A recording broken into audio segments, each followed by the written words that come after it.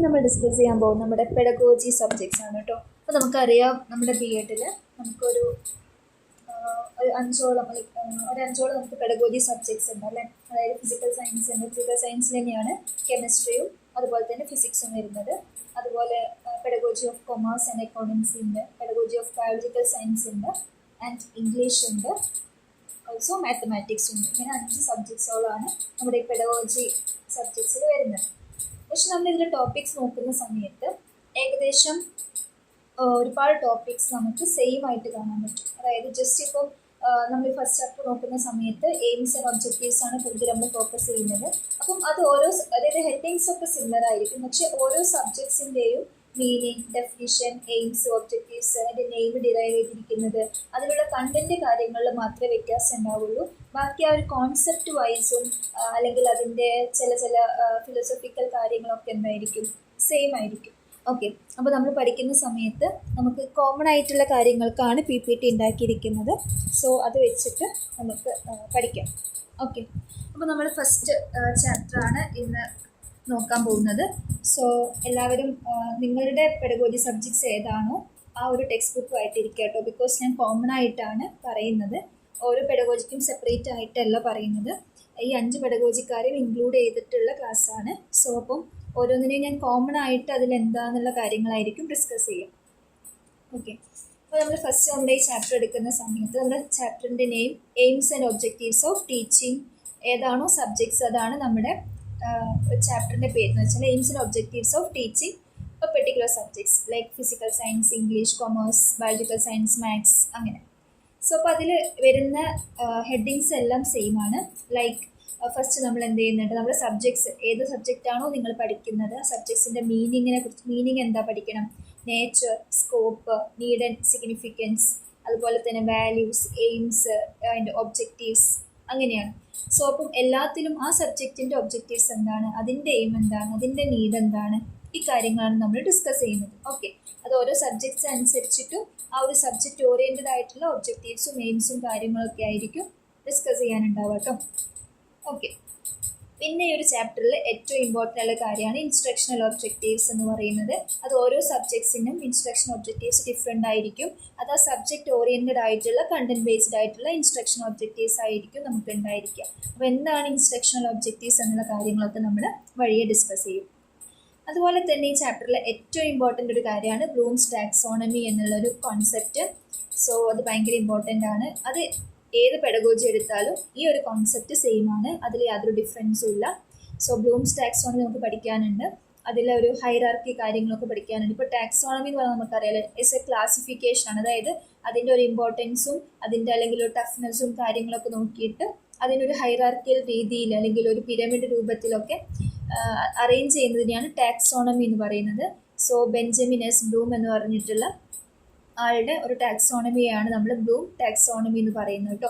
അപ്പം അതിലുള്ള different domains എന്തൊക്കെയാണ്, എസ്പെഷ്യലി ഒരു ബ്ലൂംസ് ടാക്സോണമി നമ്മുടെ മൈൻഡിൻ്റെ ഒരു കപ്പാസിറ്റിയൊക്കെ അനുസരിച്ചിട്ടാണ് ഈ ഒരു ബ്ലൂംസ് ടാക്സോണമിയിൽ ഹൈറാർക്കിയൽ കാര്യങ്ങളൊക്കെ അറേഞ്ച് ചെയ്തിരിക്കുന്നത്. സോ അപ്പം അതെന്താ നമ്മൾ നോക്കണം. എന്തായാലും ബ്ലൂംസ് ടാക്സോണമി കാര്യങ്ങൾ പഠിച്ചിട്ട് വേണം പോവാൻ. അതുപോലെ തന്നെ 2001 റിവൈസ്ഡ് ബ്ലൂംസ് ടാക്സോണമി നമുക്ക് പഠിക്കണം. അതായത് ബ്ലൂം കണ്ടുപിടിച്ചിട്ടുള്ള ബ്ലൂംസ് ടാക്സോണമിയിലെ ചില കാര്യങ്ങൾ, പിന്നെ ആൻഡ്രസണും ക്രെറ്റ്വോൾ എന്ന് പറഞ്ഞിട്ടുള്ള 2 പേര് അതിനെ ഒന്ന് റിവൈസ് ചെയ്തിട്ടുണ്ട്. So that is revised Bloom's taxonomy. അപ്പം അതിലെന്തൊക്കെയാണ്, അതായത് ബ്ലൂംസ് ടാക്സോണമിന്ന് എന്താണ് ഈ ഒരു റിവൈസ്ഡ് ബ്ലൂംസ് ടാക്സോണമിയിൽ എത്തുമ്പോൾ എന്തൊക്കെ ഡിഫറൻസ് ആണ് അതിൽ വരുന്നത്, എന്തൊക്കെ കാര്യങ്ങളാണ് മാറ്റമുള്ളത് എന്നൊക്കെ നമുക്ക് നോക്കാനുണ്ട്. ഓക്കെ, അപ്പോൾ ഇത്രയും കാര്യങ്ങളാണ് ഈ ഒരു ചാപ്റ്ററിൽ പഠിക്കാനുള്ളത്.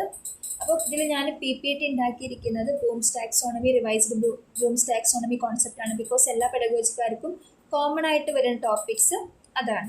ഓക്കെ, അപ്പോൾ നമുക്ക് ജസ്റ്റ് ഇൻട്രൊഡക്ഷൻ പോർഷനിൽ എന്തൊക്കെയാണെന്ന് പറയാം. അപ്പോൾ നിങ്ങളൊക്കെ നിങ്ങളുടെ ടെക്സ്റ്റ് ബുക്ക് കാര്യങ്ങൾ, നിങ്ങൾ ഏത് പെഡഗോജിയാണോ ആ ടെക്സ്റ്റ് ബുക്ക് കാര്യങ്ങൾ വെച്ചിട്ട് ഇരിക്കുക കേട്ടോ.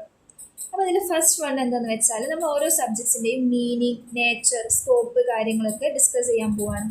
അപ്പോൾ ഞങ്ങൾ ഫോർ എക്സാമ്പിൾ ഇപ്പോൾ നിങ്ങൾ ഫിസിക്കൽ സയൻസ് ആണ് പഠിക്കുന്നതെങ്കിൽ നിങ്ങൾ എന്ത് എഴുതണം, ഫിസിക്കൽ സയൻസ് മീൻസ് എന്താണ്, നമ്മൾ നാച്ചുറൽ ഒബ്ജക്ട്സിനെ കുറിച്ച് പഠിക്കുന്നതിനല്ലേ ഫിസിക്കൽ സയൻസ് പറയാം. ലൈക്ക് അതിൽ ഫിസിക്സ് വരും, കെമിസ്ട്രി വരും, ആസ്ട്രോണമി വരും, എർത്ത് സയൻസ് വരും, അത് റിലേറ്റഡ് ഒരുപാട് സബ്ജക്ട്സ് വരും അല്ലേ. അതായത് മെയിനായിട്ട് നമ്മൾ നമ്മുടെ എൻ്റയർ യൂണിവേഴ്സിനെ കുറിച്ച്, പ്ലാനറ്റ്സിനെ കുറിച്ച്, സണ്ണിനെ കുറിച്ച്, അതൊക്കെയാണ് നമ്മൾ മെയിനായിട്ട് ഫിസിക്സിൽ പഠിക്കുന്നത്. അതുപോലെ തന്നെ മോളിക്യൂൾസിനെ കുറിച്ച്, മെറ്റൽസിനെ കുറിച്ച്, നോൺ മെറ്റൽസിനെ കുറിച്ചൊക്കെ നമ്മൾ ഏതിൽ പഠിക്കുന്നു?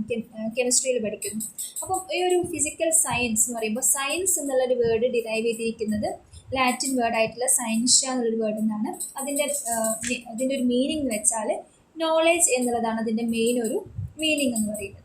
അപ്പോൾ സയൻസ് എന്ന് വെച്ചാൽ നമ്മുടെ ചുറ്റുമുള്ളൊരു എൻവിറോൺമെൻറ്റ്, നമ്മുടെ വേൾഡിനെ കുറിച്ച് പഠിക്കുന്ന ഒരു സിസ്റ്റമാറ്റിക് സ്റ്റഡീനെയാണ് നമ്മൾ സയൻസ് എന്ന് പറയുന്നത്.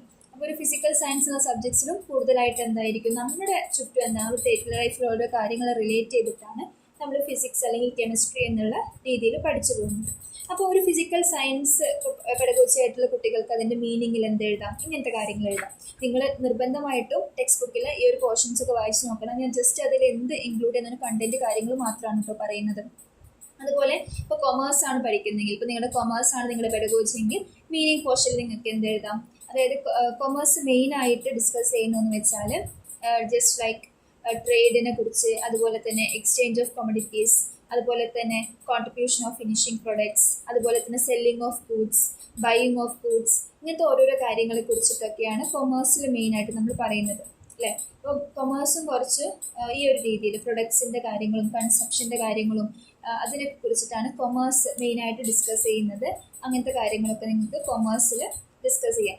അതായത് കൊമേഴ്സിൽ കുറച്ചുകൂടി ഈ ഒരു എക്കണോമിക് ആക്ടിവിറ്റീസ്, അതുപോലെ തന്നെ exchange of goods and services, അതുപോലെ തന്നെ ക്രിയേഷൻ ഓഫ് യൂട്ടിലിറ്റി, അതുപോലെ തന്നെ ട്രാൻസാക്ഷൻ്റെ റെഗുലാരിറ്റി, ഇങ്ങനത്തെ കാര്യങ്ങളൊക്കെയാണ് മെയിനായിട്ട് കൊമേഴ്സിൽ പഠിക്കാനുണ്ടാവുക. സോ അപ്പോൾ കൊമേഴ്സ് പെഡഗോജി ഉള്ളവർക്ക് എന്ത് ചെയ്യാം? അങ്ങനത്തെ കാര്യങ്ങളൊക്കെ എഴുതാം. അതുപോലെ തന്നെ ബയോളജിക്കൽ സയൻസ് ആണ് നിങ്ങളുടെ പെഡഗോജിയെങ്കിൽ അതിൻ്റെ ഒരു ഇൻട്രൊഡക്ഷൻ അല്ലെങ്കിൽ മീനിങ് പോർഷനിൽ നിങ്ങൾക്ക് എഴുതാൻ പറ്റുന്ന ഒരു കാര്യമാണ്.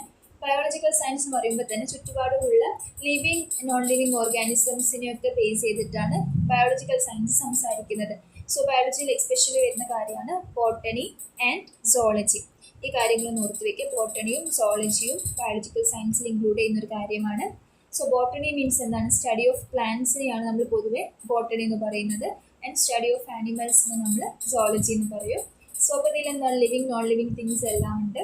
അപ്പോൾ അവരുടെ ഒരു ലൈഫ്, അവരുടെ ഒരു ഫുഡ് വെബ്, ഫുഡ് ചെയിന്, അതുപോലെ തന്നെ ഡൈജസ്റ്റീവ് സിസ്റ്റം, അവരുടെ ഒരു ഫുഡ് സിസ്റ്റം, ഹാബിറ്റ്സ്, അതുപോലെ തന്നെ പരസ്പരം അവരെങ്ങനെ കോറിലേറ്റ് ചെയ്യുന്നു, അങ്ങനത്തെ ഒരുപാട് കാര്യങ്ങൾ എന്ത് ചെയ്യുന്നുണ്ട്? ബയോളജിക്കൽ സയൻസിൽ പഠിക്കുന്നുണ്ട്. സോ അപ്പോൾ നമ്മൾ നോക്കുന്ന സമയത്ത് നമ്മുടെ ഹ്യൂമൻ ലൈഫ്, നമ്മുടെ ഒരു ലൈഫിനെ കൂടുതൽ മനസ്സിലാക്കാൻ നമുക്ക് ബയോളജിക്കൽ സയൻസിലൂടെ പറ്റുന്നുണ്ട്. ഇങ്ങനത്തെ കാര്യങ്ങളൊക്കെ നിങ്ങൾക്ക് എന്ത് എഴുതാം? ബയോളജിക്കൽ സയൻസ് പെഡഗോജിയുടെ മീനിങ് കാര്യങ്ങളിലൊക്കെ വരുന്ന സമയത്ത് നിങ്ങൾക്ക് എഴുതാൻ പറ്റും.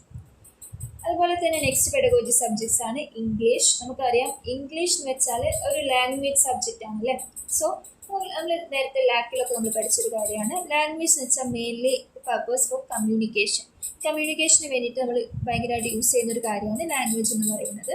അപ്പോൾ ഒരു കമ്മ്യൂണിക്കേഷൻ ഞങ്ങൾ സ്പീക്കിങ്ങിലൂടെയും റൈറ്റിങ്ങിലൂടെയും ഡിഫറെൻറ്റ് സയൻസിലൂടെയും അതുപോലെ തന്നെ ഡിഫറെൻറ്റ് സിമ്പിൾസിലൂടെയും നമ്മളിപ്പോൾ അങ്ങനെ ഡിഫറെൻറ്റ് രീതിയിലൊക്കെ നമുക്ക് എന്ത് ചെയ്യാൻ പറ്റും? ഈ ഒരു ലാംഗ്വേജ് നമുക്ക് കമ്മ്യൂണിക്കേറ്റ് ചെയ്യാൻ പറ്റും.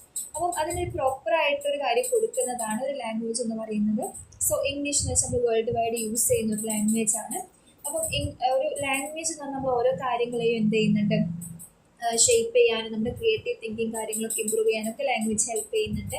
അങ്ങനത്തെ കാര്യങ്ങളൊക്കെ നിങ്ങൾക്ക് എന്ത് എഴുതാം? ഈ ഒരു ഇംഗ്ലീഷ് പെഡഗോജിയിൽക്ക് അതിൻ്റെ മീനിങ്ങും കാര്യങ്ങളൊക്കെ എഴുതാം. ഓക്കെ. അപ്പം ഈ ലാംഗ്വേജിൻ്റെ ഒരു നേച്ചർ അല്ലെങ്കിൽ ഇംഗ്ലീഷിൻ്റെ ഒരു നേച്ചർ നോക്കുകയാണെങ്കിൽ ഇന്നത്തെ ഒരു കറണ്ട് ലൈഫിൽ ഇംഗ്ലീഷ് എന്നുള്ളത് ഭയങ്കര ഇമ്പോർട്ടൻ്റ് ആണ്. അപ്പോൾ ഇംഗ്ലീഷ് പഠിക്കുന്ന സമയത്ത് നമ്മൾ എന്ത് ചെയ്യണം? കറക്റ്റായിട്ട് ഗ്രാമർ വൈസ് കാര്യങ്ങളൊക്കെ പഠിക്കണം. അതുപോലെ തന്നെ സ്പോക്കൺ ഇംഗ്ലീഷ് പോലെ തന്നെ റിട്ടൺ ഇംഗ്ലീഷും ഒക്കെ ഭയങ്കര ഇമ്പോർട്ടൻ്റ് ആണ്.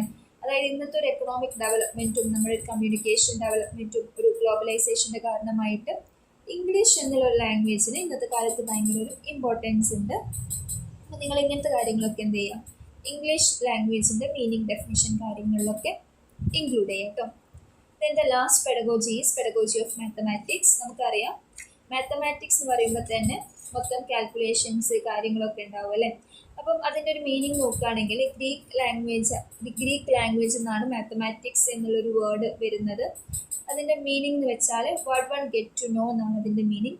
അതായത് മാത്തമാറ്റിക്സ് എന്ന് വെച്ചാൽ സയൻസ് ഓഫ് ക്വാണ്ടിറ്റി നമുക്ക് പറയാൻ പറ്റും. അതായത് ഫുൾ നമ്മളിങ്ങനെ ഒരു കാൽക്കുലേഷൻ കാര്യങ്ങളൊക്കെ വെച്ചിട്ടാണ് നമ്മൾ പഠിക്കുന്നത്. അതുപോലെ തന്നെ എല്ലാ സയൻസിൻ്റെയും ഒരു കീ എന്ന് പറയുന്നത് മാത്തമാറ്റിക്സ് ആണ് നമുക്ക് പറയാൻ പറ്റും. ഒരു ഗേറ്റ് ആണ് ഇത് മാത്തമാറ്റിക്സ്. അതിലൂടെയാണ് അതായത് നമ്മൾ പറയാറുണ്ട് അല്ലെ, ഭൂഗോളത്തിന്റെ സ്പന്ദനം കണക്കിലാണെന്ന് പറയാറുണ്ട്, ഒരു മൂവി ഡയലോഗ് ഒക്കെ ഉണ്ട്.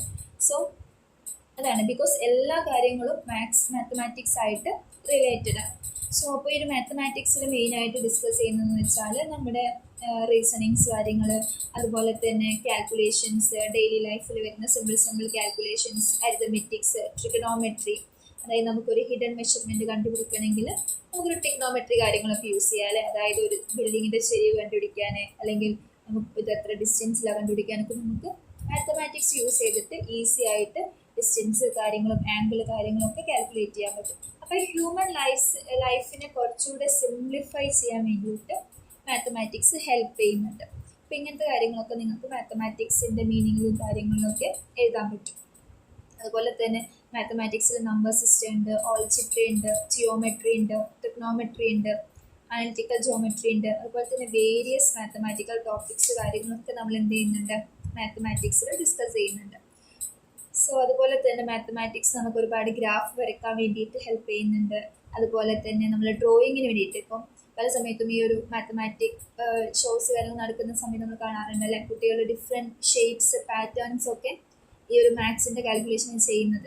അതുപോലെ തന്നെ നമ്മളിപ്പോൾ ഗെയിംസ് കളിക്കുന്ന സമയത്ത് ഇതിൽ മാത്തമാറ്റിക്കൽ കാൽക്കുലേഷൻസ് വരുന്ന ഒരുപാട് ഗെയിംസ് കാര്യങ്ങളൊക്കെ, ഫോർ എക്സാമ്പിൾ റുബീസ് ക്യൂബിലൊക്കെ നമുക്കറിയാം. സോ അതൊക്കെ പ്യുവർ മാത്തമാറ്റിക്സ് സ്കിൽസ് കൊണ്ടാണ് നമുക്കത് പഠിക്കാൻ പറ്റുക. അപ്പോൾ അങ്ങനെ പല പല ലൈഫ് സിറ്റുവേഷനിൽ നമുക്ക് മാത്സ് യൂസ് ചെയ്യുന്നുണ്ട്. എസ്പെഷ്യലി നമ്മൾ ഡെയിലി ലൈഫിൽ എന്നും മാത്സ് യൂസ് ചെയ്യുന്നുണ്ട്. ഇപ്പം ഫോർ എക്സാമ്പിൾ ബസ്സിൽ കയറുന്ന സമയത്ത്, കടയിൽ പോയി സാധനം വാങ്ങുന്ന സമയത്തൊക്കെ എന്ത് ചെയ്യുന്നുണ്ട്, അവിടെയൊക്കെ നമ്മൾ യൂസ് ചെയ്തത് മാത്തമാറ്റിക്സ് ആണ്. നമ്മളിപ്പോൾ ക്യാഷ് കൊടുക്കുന്നത്, ബാക്കി വാങ്ങുന്നത്, കാൽക്കുലേഷൻ, നമ്മളെ വെയിറ്റ് നോക്കുന്നത്, തൂക്കം കാൽക്കുലേറ്റ് ചെയ്യുന്നത് ഒക്കെ എന്താണ്, മാത്തമാറ്റിക്സ് ആണ് അല്ലേ. അപ്പം അതൊക്കെ എന്താണ്, ഈ ഒരു മാത്സ് ഉള്ളത് കൊണ്ട് തന്നെ ഇപ്പോൾ വെയിറ്റ് നോക്കുന്നത്, മാസ് നോക്കുന്നതൊക്കെ എന്താണ്, ഫിസിക്സ് ആയിട്ട് റിലേറ്റഡ് ആണ്. അങ്ങനെ അത് കെമിസ്ട്രി റിലേറ്റഡ് ആണ്, ബയോളജി റിലേറ്റ് ചെയ്യാം. പക്ഷെ അവിടെയൊക്കെ എന്തുണ്ടായിരിക്കും, ഒരു മാത്സ് ഉണ്ടായിരിക്കും. അപ്പം അങ്ങനെ നിങ്ങൾക്ക് എന്ത് ചെയ്യണം, മാത്സിൻ്റെ ഈ ഒരു കാര്യങ്ങളെക്കുറിച്ച് നിങ്ങൾക്ക് അതിൽ ഡിസ്കസ് ചെയ്യാൻ പറ്റും. ഓക്കെ, അപ്പം ഏകദേശം നിങ്ങൾക്കൊരു ഐഡിയ ഉണ്ട്. ഇപ്പോൾ ഏത് പെഡഗോജി ആയാലും നിങ്ങൾക്കൊരു ഐഡിയ കിട്ടിക്കാണെന്ന് വിചാരിക്കുന്നു, എങ്ങനെയാണ് നിങ്ങൾ ഓരോരോ സബ്ജക്ട്സിലെ ഇങ്ങനത്തെ കാര്യങ്ങൾ എഴുതേണ്ടതെന്ന്. ഇനിയിപ്പോൾ നമ്മൾ അതിൻ്റെ എയിംസും ഒബ്ജക്റ്റീവ്സ് കാര്യങ്ങളൊക്കെ നോക്കുകയാണെങ്കിൽ നമുക്ക് എന്ത് എഴുതാം. ഇപ്പോൾ ഫിസിക്സ് കെമിസ്ട്രി ആണെങ്കിൽ നമുക്ക് എന്ത് എഴുതാം, ഒന്ന് നമ്മുടെ ഡെയിലി ലൈഫിനെ കുറിച്ച് മനസ്സിലാക്കാൻ വേണ്ടിയിട്ട് അത് ഹെൽപ്പ് ചെയ്യുന്നുണ്ടെന്ന് എഴുതാം. അതുപോലെ തന്നെ നമുക്ക് കുറച്ചുകൂടെ ഒരു പ്രാക്ടിക്കൽ നോളേജ് കിട്ടാൻ വേണ്ടിയിട്ട് ഒരു സയൻസ് സ്റ്റഡി നമ്മളെ ഹെൽപ്പ് ചെയ്യുന്നുണ്ട്. അതുപോലെ തന്നെ നമുക്ക് കുറച്ചുകൂടി ബെറ്റർ ആയിട്ട് ലിവ് ചെയ്യാൻ, നമുക്ക് ജീവിക്കാൻ വേണ്ടിയിട്ട് ഈ ഒരു ഈ ഒരു ഫിസിക്കൽ സയൻസ് സ്റ്റഡി നമ്മളെ ഹെൽപ്പ് ചെയ്യുന്നുണ്ട്.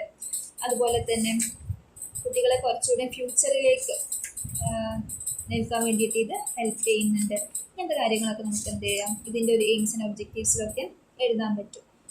അപ്പം ഈ ഒരു ഫിസിക്കൽ സയൻസിൽ മെയിനായിട്ടും കുട്ടികൾക്ക് ഒരു, ബിക്കോസ് പ്രാക്ടിക്കൽ സ്റ്റഡി, ബിക്കോസ് നമുക്കറിയാം ലാബ് കാര്യങ്ങളൊക്കെ ഉള്ളതുകൊണ്ട് തന്നെ കുട്ടികൾ കുറച്ചുകൂടി ഇൻട്രസ്റ്റ് ഡെവലപ്പ് ചെയ്യാൻ വേണ്ടിയിട്ട് ഇത് ഹെൽപ്പ് ചെയ്യുന്നുണ്ട്. അതുപോലെ തന്നെ കുട്ടികൾക്കൊരു സയൻറ്റിഫിക് ആറ്റിറ്റ്യൂഡ് ഇമ്പ്രൂവ് ചെയ്യാൻ വേണ്ടിയിട്ട് ഇത് ഹെൽപ്പ് ചെയ്യുന്നു. അതുപോലെ തന്നെ കുട്ടികൾക്ക് നല്ലൊരു ക്യാരക്ടർ ഡെവലപ്പ് ചെയ്യാൻ, അതുപോലെ തന്നെ കുട്ടികൾക്ക് ഇപ്പോൾ എന്തെങ്കിലും ഒരു കാര്യങ്ങൾ പറയുമ്പോൾ അത് ട്രൂ ആണോ ഫോൾസ് ആണോ ചെക്ക് ചെയ്യാനും ഈ ഒരു ഫിസിക്കൽ സയൻസ് പഠിച്ചാൽ പറ്റും. അപ്പോൾ അങ്ങനത്തെ കാര്യങ്ങളൊക്കെ എന്ത് ചെയ്യാം, നിങ്ങൾ ഫിസിക്കൽ സയൻസിൻ്റെ കാര്യങ്ങളിൽ ഇൻക്ലൂഡ് ചെയ്യാം കേട്ടോ. നെക്സ്റ്റ് നമ്മൾ ബയോളജിക്കൽ സയൻസിൻ്റെ ഈ ഒരു എയിംസ് കാര്യങ്ങളൊക്കെയാണ് നമ്മൾ നോക്കുന്നതെങ്കിൽ, ഓക്കെ, ബയോളജിക്കൽ സയൻസിന് നോക്കുകയാണെങ്കിൽ നമുക്കറിയാം നമ്മുടെ ഒരു നമ്മളെ തന്നെ അറിയണമെങ്കിൽ നമുക്ക് ബയോളജിക്കൽ സയൻസ് പഠിക്കണം അല്ലേ. ബിക്കോസ് നമ്മളിപ്പോൾ മനുഷ്യന്മാരാണ്. അപ്പോൾ നമ്മുടെ ഒരു ബ്രീത്തിങ് സിസ്റ്റം, നമ്മുടെ ഹാർട്ട് ബീറ്റ് കാര്യങ്ങൾ, നമ്മുടെ ബ്രെയിൻ ഡെവലപ്മെൻറ്റ്, നമ്മുടെ ഡൈജസ്റ്റീവ് സിസ്റ്റം, അതുപോലെ തന്നെ നമ്മുടെ ഒരു ഓർഗൻസിനെ കുറിച്ച് മനസ്സിലാക്കും. ഇതിനെല്ലാം അത് ഹെൽപ്പ് ചെയ്യുന്നുണ്ട്. അതുപോലെ തന്നെ നമ്മുടെ ചുറ്റുമുള്ള പ്ലാന്റ്സ്, വേറെ ആനിമൽസ് കാര്യങ്ങൾ, അവരുടെ ലൈഫ്സ് കാര്യങ്ങളെക്കുറിച്ചൊക്കെ മനസ്സിലാക്കാൻ വേണ്ടി ഇത് ഹെൽപ്പ് ചെയ്യുന്നുണ്ട്. അതുപോലെ തന്നെ കുറച്ചുകൂടി നമ്മുടെ ഒരു ന്യൂട്രീഷ്യസ് ആയിട്ടുള്ള നമ്മുടെ ഫുഡ് ഡയറ്റ് കാര്യങ്ങളൊക്കെ, അതുപോലെ തന്നെ എക്സസൈസ്, ഇതിലൊക്കെ നമുക്ക് കുറച്ചുകൂടെ ഒരു അവയർനെസ് ഉണ്ടാക്കാൻ വേണ്ടിയിട്ട് ഈ സബ്ജക്ട് സ്റ്റഡീസൊക്കെ നമ്മളെ ഹെൽപ്പ് ചെയ്യുന്ന രീതിയിലൊക്കെ നിങ്ങൾക്ക് അതിൻ്റെ എയിംസും ഒബ്ജക്റ്റീവ്സ് എഴുതാം. അതായത് ഇങ്ങനത്തെ എയിംസും ഒബ്ജക്റ്റീവ്സും മീനിങ് കാര്യങ്ങൾ നിങ്ങൾ പഠിക്കണമെന്നില്ല. ബിക്കോസ് അതൊക്കെ ഇപ്പോൾ ആ ഒരു സബ്ജക്റ്റ് ഇത്രയും കാലം പഠിച്ച് നിങ്ങൾക്ക് അറിയാൻ പറ്റും ആ ഒരു സബ്ജക്ട്സ് കൊണ്ട് എന്താ ഉദ്ദേശിക്കുന്നതിന്. അപ്പോൾ ഇതൊന്നും ഒരിക്കലും നിങ്ങൾ ബുക്ക് നോക്കി വായിച്ച് പഠിക്കേണ്ട ആവശ്യമില്ല.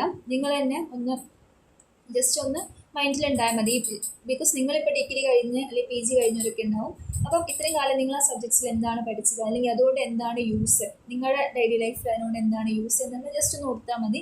നിങ്ങൾക്ക് ഈസി ആയിട്ട് ഇങ്ങനത്തെ കാര്യങ്ങൾ, അതായത് എയിംസ്, അതിൻ്റെ ഒബ്ജക്റ്റീവ്സ്, അതുപോലെ തന്നെ അതിൻ്റെ മീനിങ്, അങ്ങനത്തെ കാര്യങ്ങളൊക്കെ നിങ്ങൾക്ക് ഈസി ആയിട്ട് അത് വെച്ചിട്ട് എഴുതാൻ പറ്റും. ഓക്കെ, അതുകൊണ്ടാണ് അത് കോമൺ ആയിട്ട് ഇങ്ങനെ പറഞ്ഞു പോകുന്നത്. അതുപോലെ തന്നെ കൊമേഴ്സിൻ്റെ കേസിൽ നോക്കുകയാണെങ്കിൽ കൊമേഴ്സിനും ഒരുപാട് ഇമ്പോർട്ടൻസും അതുപോലെ തന്നെ ഒരുപാട് എയിംസ് കാര്യങ്ങളൊക്കെ ഉണ്ട്.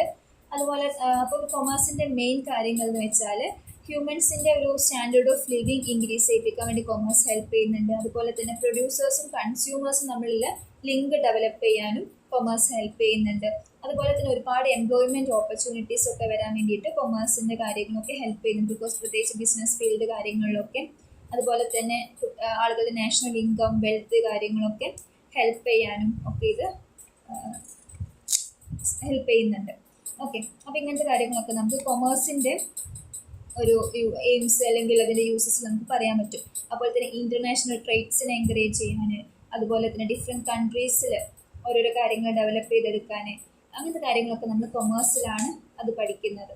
ഓക്കെ, സോ പിന്നെ ഇംഗ്ലീഷ് എന്നുള്ള സബ്ജക്റ്റ് നമ്മൾ നോക്കുകയാണെങ്കിൽ ഇംഗ്ലീഷിൽ മെയിനായിട്ട് നമ്മൾ നോക്കുന്നത് ഇറ്റ്സ് എ കമ്മ്യൂണിക്കേഷൻ പർപ്പസ് ആയിട്ടാണ് ഇംഗ്ലീഷ് നമ്മൾ മെയിനായിട്ട് നോക്കുന്നത്.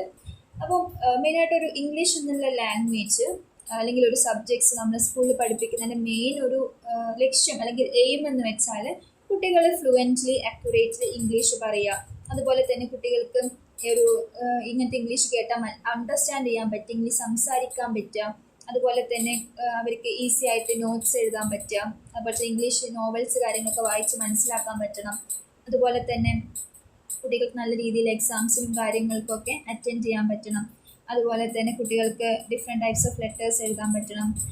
അങ്ങനെ ഒരുപാട് കാര്യങ്ങൾ, മെയിനായിട്ട് കമ്മ്യൂണിക്കേഷൻ പർപ്പസ് കാര്യങ്ങൾ, അതുപോലെ തന്നെ കുട്ടികൾക്ക് ഡിഫറെൻറ്റ് കമ്പനീസിലും കാര്യങ്ങളൊക്കെ ജോബിന് അപ്ലൈ ചെയ്യാൻ പറ്റണം. ഇങ്ങനത്തെ ഓരോരോ കാര്യങ്ങളെ ഒക്കെ ബേസ് ചെയ്ത് ആ ഒരു ലക്ഷ്യം കൊണ്ടാണ് നമ്മൾ ഇംഗ്ലീഷ് എന്നുള്ള സബ്ജക്ട്സ് സ്കൂളുകളിൽ പഠിപ്പിക്കുന്നത്. അപ്പോൾ മെയിനായിട്ടും ഇംഗ്ലീഷ് ലാംഗ്വേജിനെ കുട്ടികൾ അറിയണം, അതിൽ കമ്മ്യൂണിക്കേറ്റ് ചെയ്യാനും അത് കുട്ടികൾക്ക് ഫ്ലുവൻ്റ്ലി അക്യുറേറ്റ്ലി യൂസ് ചെയ്യാനും അറിയണം എന്നുള്ളൊരു പർപ്പസിലാണ് നമ്മളൊരു ഇംഗ്ലീഷ് എന്നുള്ള ഒരു സബ്ജക്ട്സ് നമ്മൾ സ്കൂളിൽ പഠിപ്പിക്കുന്നത്. ഓക്കെ, അപ്പം അതൊക്കെയാണല്ലോ അതിൻ്റെ ഫങ്ഷൻസ്. സോ അതൊക്കെ ബേസ് ചെയ്ത് നിങ്ങൾക്ക് എന്ത് എഴുതാം, ഈസി ആയിട്ട് അതിൻ്റെ ഒരു എയിമും ഒബ്ജക്റ്റീവ്സ് കാര്യങ്ങളൊക്കെ നിങ്ങൾക്ക് എഴുതാൻ പറ്റും. Last one is mathematics. മാത്തമാറ്റിക്സിൻ്റെ മെയിൻ എയിം ആൻഡ് ഒബ്ജക്റ്റീവ്സ് എന്ന് വെച്ചാൽ തന്നെ മെയിനായിട്ട് കുട്ടികൾക്ക് നമ്പേഴ്സും ബേസിക് ആയിട്ടുള്ള ഒരു അഡിഷൻ, സബ്സ്ട്രാക്ഷൻ, മൾട്ടിപ്ലിക്കേഷൻ, ഡിവിഷൻ എന്നുള്ള കോൺസെപ്റ്റ് കാര്യങ്ങളൊക്കെ മനസ്സിലാക്കുക. അതുപോലെ തന്നെ കുട്ടികൾക്ക് ഓരോരോ മെഷർമെൻ്റ് എടുക്കാൻ, അതുപോലെ തന്നെ ഓരോ കാര്യങ്ങൾ എസ്റ്റിമേറ്റ് ചെയ്യാനും അങ്ങനത്തെ സ്കിൽസ് കാര്യങ്ങളൊക്കെ ഉണ്ടാക്കിയെടുക്കുക. അതായത് ഇപ്പം അങ്ങോട്ട് എത്ര ദൂരം ഉണ്ടാവും, അപ്പോൾ കുട്ടികൾ ഒരു ആവറേജ് ആയിട്ട് അവർക്ക് ആ ഡിസ്റ്റൻസ് ഒക്കെ പറയാൻ പറ്റണം, അതുപോലെ തന്നെ ഓരോന്നിനും അങ്ങോട്ടും ഇങ്ങോട്ടും കൺവേർട്ട് ചെയ്യാൻ പറ്റണം. പിന്നെ എന്താണ് ബേസിക് ആയിട്ടുള്ള നമ്പേഴ്സ് ഫങ്ഷൻസ്, നമ്പർ സിസ്റ്റം കാര്യങ്ങളുണ്ടല്ലോ, പിന്നെ മൾട്ടിപ്ലിക്കേഷൻ ടേബിൾ മനസ്സിലാക്കണം, അതുപോലെ തന്നെ ജോമെട്രിക് ഫിഗേഴ്സ്, ഇത് 2 ഡയമെൻഷൻ 3 ഡയമെൻഷനിലൊക്കെ എങ്ങനെയാണ് അതിനെ നമ്മൾ പറയുന്നത്, പിന്നെ എങ്ങനെ നമുക്ക് ലെങ്ത്, വെയിറ്റ്, വോളിയം, ടൈം ഇങ്ങനത്തെ കാര്യങ്ങളൊക്കെ നമുക്ക് പറയാൻ പറ്റും. അതുപോലെ തന്നെ നമ്മുടെ കറൻസി കാര്യങ്ങളുടെ കാൽക്കുലേഷനും കാര്യങ്ങളൊക്കെ മനസ്സിലാക്കുക. അങ്ങനത്തെ ബേസിക് ആയിട്ടുള്ള കാര്യങ്ങളാണ് ഒരു മാത്തമാറ്റിക്സ് എന്നുള്ള സബ്ജക്റ്റ് സ്കൂളിൽ പഠിപ്പിക്കുന്നത് കൊണ്ട് മെയിനായിട്ട് ഉദ്ദേശിക്കുന്നത്. ഓക്കെ, അപ്പോൾ നിങ്ങൾക്ക് എന്ത് ചെയ്യാം, ഇങ്ങനത്തെ ഇതൊക്കെ നമുക്ക് കോമൺ ആയിട്ട് അറിയുന്ന കാര്യങ്ങളാണല്ലോ. അപ്പോൾ ഇതൊക്കെ അതിൻ്റെ എയിംസിലും ഒബ്ജക്റ്റീവ്സിലും ഒക്കെ നിങ്ങൾക്ക് എഴുതാൻ പറ്റും കേട്ടോ. ഇനിയാണ് നമ്മൾ ഈ ചാപ്റ്ററിൽ ഏറ്റവും മെയിനായിട്ടുള്ള ഒരു കോൺസെപ്റ്റിലേക്ക് കിടക്കുന്നത്. So that is Bloom's taxonomy. So അപ്പോൾ എല്ലാവരും ആ ഒരു ടെക്സ്റ്റ് ബുക്കിൽ ആ ഒരു പേജ് എടുക്കുക. അതായത് topic is Bloom's taxonomy of instructional objectives. അതൊരു PPT ഷെയർ ചെയ്യാം. Okay, so this is Bloom's taxonomy of educational objectives. അപ്പോൾ നമുക്കൊരു ഫ്ലോ ചാർട്ട് കാണാൻ പറ്റും അല്ലേ. നിങ്ങളുടെ എല്ലാത്തിലും ഈ ഒരു സെയിം ടോപ്പിക് തന്നെയാണുള്ളത്. സോ അതുകൊണ്ടാണ് അത് കോമൺ ആയിട്ട് PPT വെച്ച് പറയുന്നത് കേട്ടോ. സോ ബ്ലൂംസ് ടാക്സോണമിയെ കുറിച്ച് നിങ്ങൾ ഇതിന് മുന്നേ അറിഞ്ഞിരിക്കേണ്ട കുറച്ച് കാര്യങ്ങൾ എന്ന് വെച്ചാൽ, നമ്മുടെ ആ ഒരു അമേരിക്കൻ എഡ്യൂക്കേഷനിസ്റ്റ് ആയിട്ടുള്ള ബെഞ്ചമിനസ് ബ്ലൂം ആണ് ഇങ്ങനെ നമ്മുടെ ഒരു ബ്രെയിൻ ഡെവലപ്മെൻറ്റ് കാര്യങ്ങളൊക്കെ വെച്ചിട്ട് ഡിഫറെൻറ്റ് രീതിയിൽ ക്ലിയർ ആയിട്ട് ഇങ്ങനെ ഡിഫറെൻറ്റ് ടാക്സോണമി മീൻസ് ഒരു ക്ലാസിഫിക്കേഷനാണ്, ഹൈറാർക്കിയൽ ക്ലാസിഫിക്കേഷനെയാണ് നമ്മൾ ടാക്സോണമി എന്ന് പറയാം. എക്സ്പെഷ്യലി ബയോളജി ഇപ്പോൾ പഠിച്ചവർക്ക് കുറച്ചുകൂടി ടാക്സോണമി എന്നുള്ള വേർഡ് കുറച്ചുകൂടെ ഫെമിലിയർ ആയിരിക്കും. സോ അപ്പോൾ അവരാണ് ഈ ഒരു എഡ്യൂക്കേഷൻ ഒബ്ജക്റ്റീവ്സിനെ ഡിഫറെൻറ്റ് ഹൈറാർക്കി വെച്ചിട്ട് എഴുതിയിരിക്കുന്നത്. That is Bloom's taxonomy. അപ്പോൾ ഈ ബ്ലൂംസ് ടാക്സോണമി നോക്കുകയാണെങ്കിൽ ഇതുപോലെ മെയിനായിട്ട് 3 ഡൊമെയിൻസ് ബേസ് ചെയ്തിട്ടാണ് ബെഞ്ചമിനസ് ബ്ലൂം എഡ്യൂക്കേഷൻ ഒബ്ജക്റ്റീവ്സിനെ ഡിഫൈൻ ചെയ്തിരിക്കുന്നത്. The first one is cognitive domain, the second one is affective domain and the third one is psychomotor domain. അപ്പം നമ്മളിപ്പം ഒരു സ്കൂളിൽ പോയി നോളേജ് അല്ലെങ്കിൽ എഡ്യൂക്കേഷൻ അക്വയർ ചെയ്യുന്നതിന് മെയിനായിട്ട് 3 പർപ്പസാണ് പറയുന്നത്. കോഗ്നിറ്റീവും എഫക്റ്റീവും സൈക്കോമോട്ടോർ ഡൊമെയിനുമാണ്. അപ്പോൾ അതിൽ ഓരോ ഡൊമെയിനും കുറിച്ച് നമുക്ക് ഡീറ്റെയിൽ ആയി ഡിസ്കസ് ചെയ്യാനുണ്ട്. അപ്പോൾ ഇതിലെ കോഗ്നിറ്റീവ് ഡൊമെയിൻ മാത്രമാണ് ബെഞ്ചമിൻ എസ് ബ്ലൂം ഡിഫൈൻ ചെയ്യുന്നത്. ബാക്കി എഫക്റ്റീവ് ഡൊമെയിനിനെയും സൈക്കോമോട്ടോർ ഡൊമെയിനും ഒക്കെ വേറെ എഡ്യൂക്കേഷനിസ്റ്റിൻ്റെ സപ്പോർട്ടോട് കൂടിയിട്ടാണ് അതിനെ ഡിഫൈൻ ചെയ്തെടുക്കുന്നത് കേട്ടോ. ഓക്കെ, അപ്പോൾ നമ്മൾ ഡീറ്റെയിൽ ആയിട്ട് 3 നമ്മുടെ ടെക്സ്റ്റ് ബുക്കിൽ പറഞ്ഞിട്ടുണ്ട്. നമ്മുടെ സിലബസിൽ 3 കുറിച്ചും പറയുന്നുണ്ട്. സോ 3 കുറിച്ചും നമുക്ക് നല്ല ഡീറ്റെയിൽ ആയിട്ട് ഡിസ്കസ് ചെയ്യേണ്ടതുണ്ട്. സോ എല്ലാവരും ശ്രദ്ധിക്കണം, ഭയങ്കര ഇമ്പോർട്ടൻറ്റ് ടോപ്പിക്കാണ്. എന്തായാലും എക്സാമിന് എസ്എ പോർഷന് ഈ ഒരു ഭാഗത്ത് നിന്ന് ക്വസ്റ്റ്യൻ ഉണ്ടായിരിക്കും. So Bloom's taxonomy of education ഒബ്ജക്റ്റീവ്സിന് മെയിനായിട്ട് 3 ഡൊമെയിനാണ്: cognitive domain, affective domain, psychomotor domain. അപ്പോൾ കോഗ്നിറ്റീവ് ഡൊമെയിനിൽ മെയിനായിട്ട് ഉദ്ദേശിക്കുന്നതെന്ന് വെച്ചാൽ നമ്മുടെ നമുക്ക് നോളേജ് ഡെവലപ്പ് ചെയ്യുക, അതുപോലെ നമ്മുടെ ഇൻ്റലക്ച്വൽ എബിലിറ്റീസും സ്കിൽസും ഡെവലപ്പ് ചെയ്യുക എന്നുള്ളതാണ് എഡ്യൂക്കേഷൻ്റെ ഒരു മെയിൻ ഒബ്ജക്റ്റീവായിട്ട് കാണുന്നത്. That is cognitive domain. അതായത് നമുക്ക് നമ്മുടെ പ്രീവിയസ് നോളേജ് കാര്യങ്ങളൊക്കെ നമുക്ക് റീകളക്ട് ചെയ്യാൻ പറ്റുക, അല്ലെങ്കിൽ പുതിയ നോളേജ് അക്വയർ ചെയ്യുക. അതുപോലെ തന്നെ നമ്മുടെ ഇൻ്റലക്ച്വൽ, അതായത് പുതിയ നോളേജിലൂടെ നമ്മുടെ ഇൻ്റലക്ച്വൽ എബിലിറ്റീസ് കാര്യങ്ങൾ, സ്കിൽസ് കാര്യങ്ങളൊക്കെ ഡെവലപ്പ് ചെയ്തെടുക്കുക എന്നുള്ളതാണ് മെയിനായിട്ട് ഇതിൻ്റെ ഒരു ഒബ്ജക്റ്റീവ്സ് ആയിട്ട് പറയുന്നത്, ഇൻസ്ട്രക്ഷൻ ഒബ്ജക്റ്റീവ്സ് ആയിട്ട് പറയുന്നത്. So the next one is affective domain. Affective ഡൊമെയിനിൽ നമ്മൾ ഉദ്ദേശിക്കുന്നതെന്ന് വെച്ചാൽ കുട്ടികൾക്ക് ഇപ്പം ത്രൂ എഡ്യൂക്കേഷൻ കുട്ടികൾക്ക് ഓരോ കോൺസെപ്റ്റിനോടുമുള്ള ഇൻട്രസ്റ്റും അവരുടെ വാല്യൂസും അതുപോലെ തന്നെ അത് അഡ്ജസ്റ്റ്മെൻറ്റ് ചെയ്യാനുള്ള ഒരു കപ്പാസിറ്റി കാര്യങ്ങളൊക്കെ ഇമ്പ്രൂവ് ചെയ്യിപ്പിക്കുക എന്നുള്ളതാണ് എഫക്റ്റീവ് ഡൊമെയിൻ എന്നുള്ള ഒരു ഒബ്ജക്റ്റീവ് കൊണ്ട് ഉദ്ദേശിക്കുന്നത്. സോ ത്രൂ എഡ്യൂക്കേഷൻ കുട്ടികൾക്ക് ഓരോരോ അവരുടെ ഇൻട്രസ്റ്റ് കാര്യങ്ങളൊക്കെ ഇമ്പ്രൂവ് ചെയ്യാൻ വേണ്ടിയിട്ട് ഹെൽപ്പ് ചെയ്യുമെന്നാണ് പറയുന്നത്. So next one is psychomotor domain. Psychomotor domain എന്ന് വെച്ചാൽ കുട്ടികളുടെ മോട്ടോ സ്കിൽസ് ആണ്, അതായത് കൈകൊണ്ടും കാലുകൊണ്ടൊക്കെ അവർ ചെയ്യുന്ന ഓരോ ആക്ടിവിറ്റീസ് കാര്യങ്ങൾ. അതായത് നമുക്കറിയാം എഡ്യൂക്കേഷൻ എന്ന് വെച്ചാൽ വെറും തിയറട്ടിക്കൽ നോളജ് മാത്രമല്ല, അതിൽ പ്രാക്ടിക്കൽ കാര്യങ്ങളൊക്കെ ഇൻക്ലൂഡ് ചെയ്യുന്നുണ്ട്. പ്രാക്ടിക്കൽ എക്സ്പീരിയൻസും കൂടിയാണ് ആക്ച്വലി എഡ്യൂക്കേഷൻ എന്ന് പറയുന്നത്. സോ ത്രൂ പ്രാക്ടിക്കൽ എക്സ്പീരിയൻസ് കുട്ടികൾക്ക് ഒരുപാട് ആക്ടിവിറ്റീസ് കാര്യങ്ങളൊക്കെ ഇൻക്ലൂഡ് ചെയ്യാൻ പറ്റും. അപ്പോൾ അവരതിൽ ഇൻക്ലൂഡ് ചെയ്യുന്ന സമയത്ത് അവർക്ക് ഇതുപോലെയുള്ള സ്കിൽസ് കാര്യങ്ങളൊക്കെ ഡെവലപ്പ് ചെയ്യാൻ പറ്റും. അതായത് അവർക്ക് ഒരു എക്സസൈസ് പോലെ അല്ലെങ്കിൽ അവർക്ക് ഒരു ആക്റ്റീവായിട്ട് അവരുടെ കൈകൊണ്ടും കാലുകൊണ്ടൊക്കെ അവർക്ക് ചെയ്യാൻ പറ്റുന്ന രീതിയിലുള്ള സൈക്കോമോട്ടോ സ്കിൽസ് ഉണ്ടല്ലോ, അതൊക്കെ ഡെവലപ്പ് ചെയ്തെടുക്കാനും ഈ ഒരു എഡ്യൂക്കേഷൻ കൊണ്ട് പറ്റും എന്നാണ് പറയുന്നത്. സോ ഇതാണ് എഡ്യൂക്കേഷൻ്റെ 3 മെയിൻ ആയിട്ടുള്ള ഒബ്ജക്റ്റീവ്സ് എന്നാണ് ബ്ലൂംസ് പറയുന്നത് കേട്ടോ. That is Bloom's taxonomy. നമ്മൾ നോക്കാൻ പോകുന്നത് ഈ ഓരോ ഡൊമെയിനെയും അദ്ദേഹം എന്ത് ചെയ്തിട്ടുണ്ട്, വിശദമായിട്ട് പറഞ്ഞിട്ടുണ്ട്. സോ തന്നെയാണ് നമ്മൾ ഡിസ്കസ് ചെയ്യാൻ പോകുന്നത്. So first one is cognitive domain അല്ലേ. അപ്പോൾ കോഗ്നിറ്റീവ് ഡൊമെയിനിലും അവരെന്ത് ചെയ്തിട്ടുണ്ട്, ഇത് കുറച്ച് ഫാക്ടേഴ്സ് കാര്യങ്ങൾ പറഞ്ഞിട്ടുണ്ട്. The first one is knowledge, then comprehension, then application, then analysis, then synthesis and finally evaluation. ഇങ്ങനെയാണ് അവർ ഹൈറാർക്കി വരുന്നത്. അതായത് താഴെ നിന്ന് മേലേക്ക് കോംപ്ലക്സ് ആയി വരുന്ന രീതിയിൽ കേട്ടോ. പിരമിഡിൻ്റെ ഏറ്റവും മേലെ വരുന്ന സമയത്ത് അത് ഭയങ്കര കോംപ്ലക്സ് ആയിട്ട് വരുന്നതാണ് നമ്മൾ മനസ്സിലാക്കേണ്ടത്. താഴെ കുറച്ചുകൂടി ഈസി ആയിരിക്കും കുട്ടികൾക്ക് എന്നാണ് മനസ്സിലാക്കേണ്ടത്. നമുക്ക് ഓരോ ഡൊമെയിനും നോക്കാം. First one is knowledge. Knowledge എന്ന് വെച്ചാൽ എന്താണ്, കുട്ടികൾക്ക് നമ്മൾ ആസ് എ ടീച്ചർ നമ്മളിപ്പോൾ കുട്ടികൾക്ക് സ്കൂളിൽ നിന്ന് ഒരു ഇൻഫർമേഷൻ കൊടുക്കുക, കുട്ടികൾ ആ ഇൻഫർമേഷൻ മനസ്സിലാക്കുന്നു. അതുപോലെ തന്നെ കുട്ടികൾ ആ ഇൻഫർമേഷൻ വെച്ചിട്ട് അവർ ഓൾറെഡി അവർ പഠിച്ച കാര്യങ്ങളൊക്കെ അവർ റിമെമ്പർ ചെയ്യുന്നു, അത് റീകോൾ ചെയ്യുന്നു. ഇതൊക്കെയാണ് എന്ത് ചെയ്യുന്നത്, എഡ്യൂക്കേഷൻ്റെ അല്ലെങ്കിൽ കോഗ്നിറ്റീവ് ഡൊമെയിനിൽ വരുന്ന ഒരു കാര്യമായിട്ട് നമ്മൾ പറയുന്നത്. Okay, so that is knowledge. അതായത് നോളേജ് അക്വയർ ചെയ്യുക എന്നുള്ളത് കോഗ്നിറ്റീവ് ഡൊമെയിനിൽ വരുന്ന ഒരു കാര്യമാണ്. Next is comprehension. കോംപ്രഹെൻഷൻ ഉദ്ദേശിക്കുന്നത് വെച്ചാൽ ഇപ്പോൾ ടീച്ചർ ഒരു കാര്യം ഒരു നോളേജ് കൊടുത്തു, ഒരു കുട്ടിക്ക് ഒരു കാര്യം പറഞ്ഞു കൊടുത്തു. ഓക്കെ, ആ കുട്ടി ആ കാര്യം എന്ത് ചെയ്യാണ്, ഒരു ഡൗട്ടും ഇല്ലാണ്ട് കുട്ടി മനസ്സിലാക്കുക. ഓക്കെ, സോ അതിനെയാണ് നമ്മൾ കോംപ്രഹെൻഷൻ എന്ന് പറയുന്നത്. അതായത് നോളേജ് കൊടുത്തതിന് ശേഷം മാത്രമേ ആ കുട്ടിക്ക് എന്ത് ചെയ്യാൻ പറ്റുള്ളൂ, ആ കാര്യം അണ്ടർസ്റ്റാൻഡ് ചെയ്യാൻ പറ്റുള്ളൂ. അതുകൊണ്ട് എന്താണ്, അത് സെക്കൻഡ് സ്റ്റേജാണ്. അപ്പം അത് നോളേജിനേക്കാൾ കുറച്ചുകൂടി കോംപ്ലിക്കേറ്റഡ് സ്റ്റേജാണ് കോംപ്രഹെൻഷൻ എന്ന് പറയുന്നത്. അതായത് നമ്മൾ കൊടുക്കുന്ന എല്ലാ നോളജും കുട്ടികൾക്ക് അണ്ടർസ്റ്റാൻഡ് ചെയ്യാൻ പറ്റില്ല അല്ലേ. അപ്പം കുട്ടികൾക്ക് അത് മനസ്സിലാക്കി എടുക്കണം, അതായത് കുട്ടികൾക്ക് അത് മനസ്സിലാവണം. That is comprehension stage. Then is application. അപ്പോൾ ഒരു കുട്ടി നമ്മളൊരു നോളജ് കൊടുത്തു, ആ കുട്ടി അത് കോംപ്രഹെൻഷൻ, അതായത് അതാണ് ഉദ്ദേശിക്കുന്നത്, അണ്ടർസ്റ്റാൻഡ് ചെയ്തു. അതിനുശേഷം എന്ത് ചെയ്യാൻ പറ്റണം, ആ കുട്ടിക്ക് ആ ഒരു കാര്യം ഒരു സിറ്റുവേഷനിൽ, ഒരു പുതിയൊരു അൺഫെമിലിയർ സിറ്റുവേഷനിൽ അത് അപ്ലൈ ചെയ്യാൻ പറ്റണം. ഓക്കെ. അപ്പം നമ്മൾ കുട്ടികളോട് പറയാണ് തീയിൽ തൊട്ടാൽ നമ്മുടെ കൈ പൊള്ളും എന്ന് പറയാണ്. അപ്പം അത് നമ്മൾ നോളജ് കൊടുത്തു, കുട്ടി അത് മനസ്സിലാക്കി. ഓക്കെ, തീ എന്നുള്ള ചൂടുള്ളതാണ്, സോ നമ്മുടെ കയ്യിൽ അത് പെട്ടാൽ പൊള്ളും.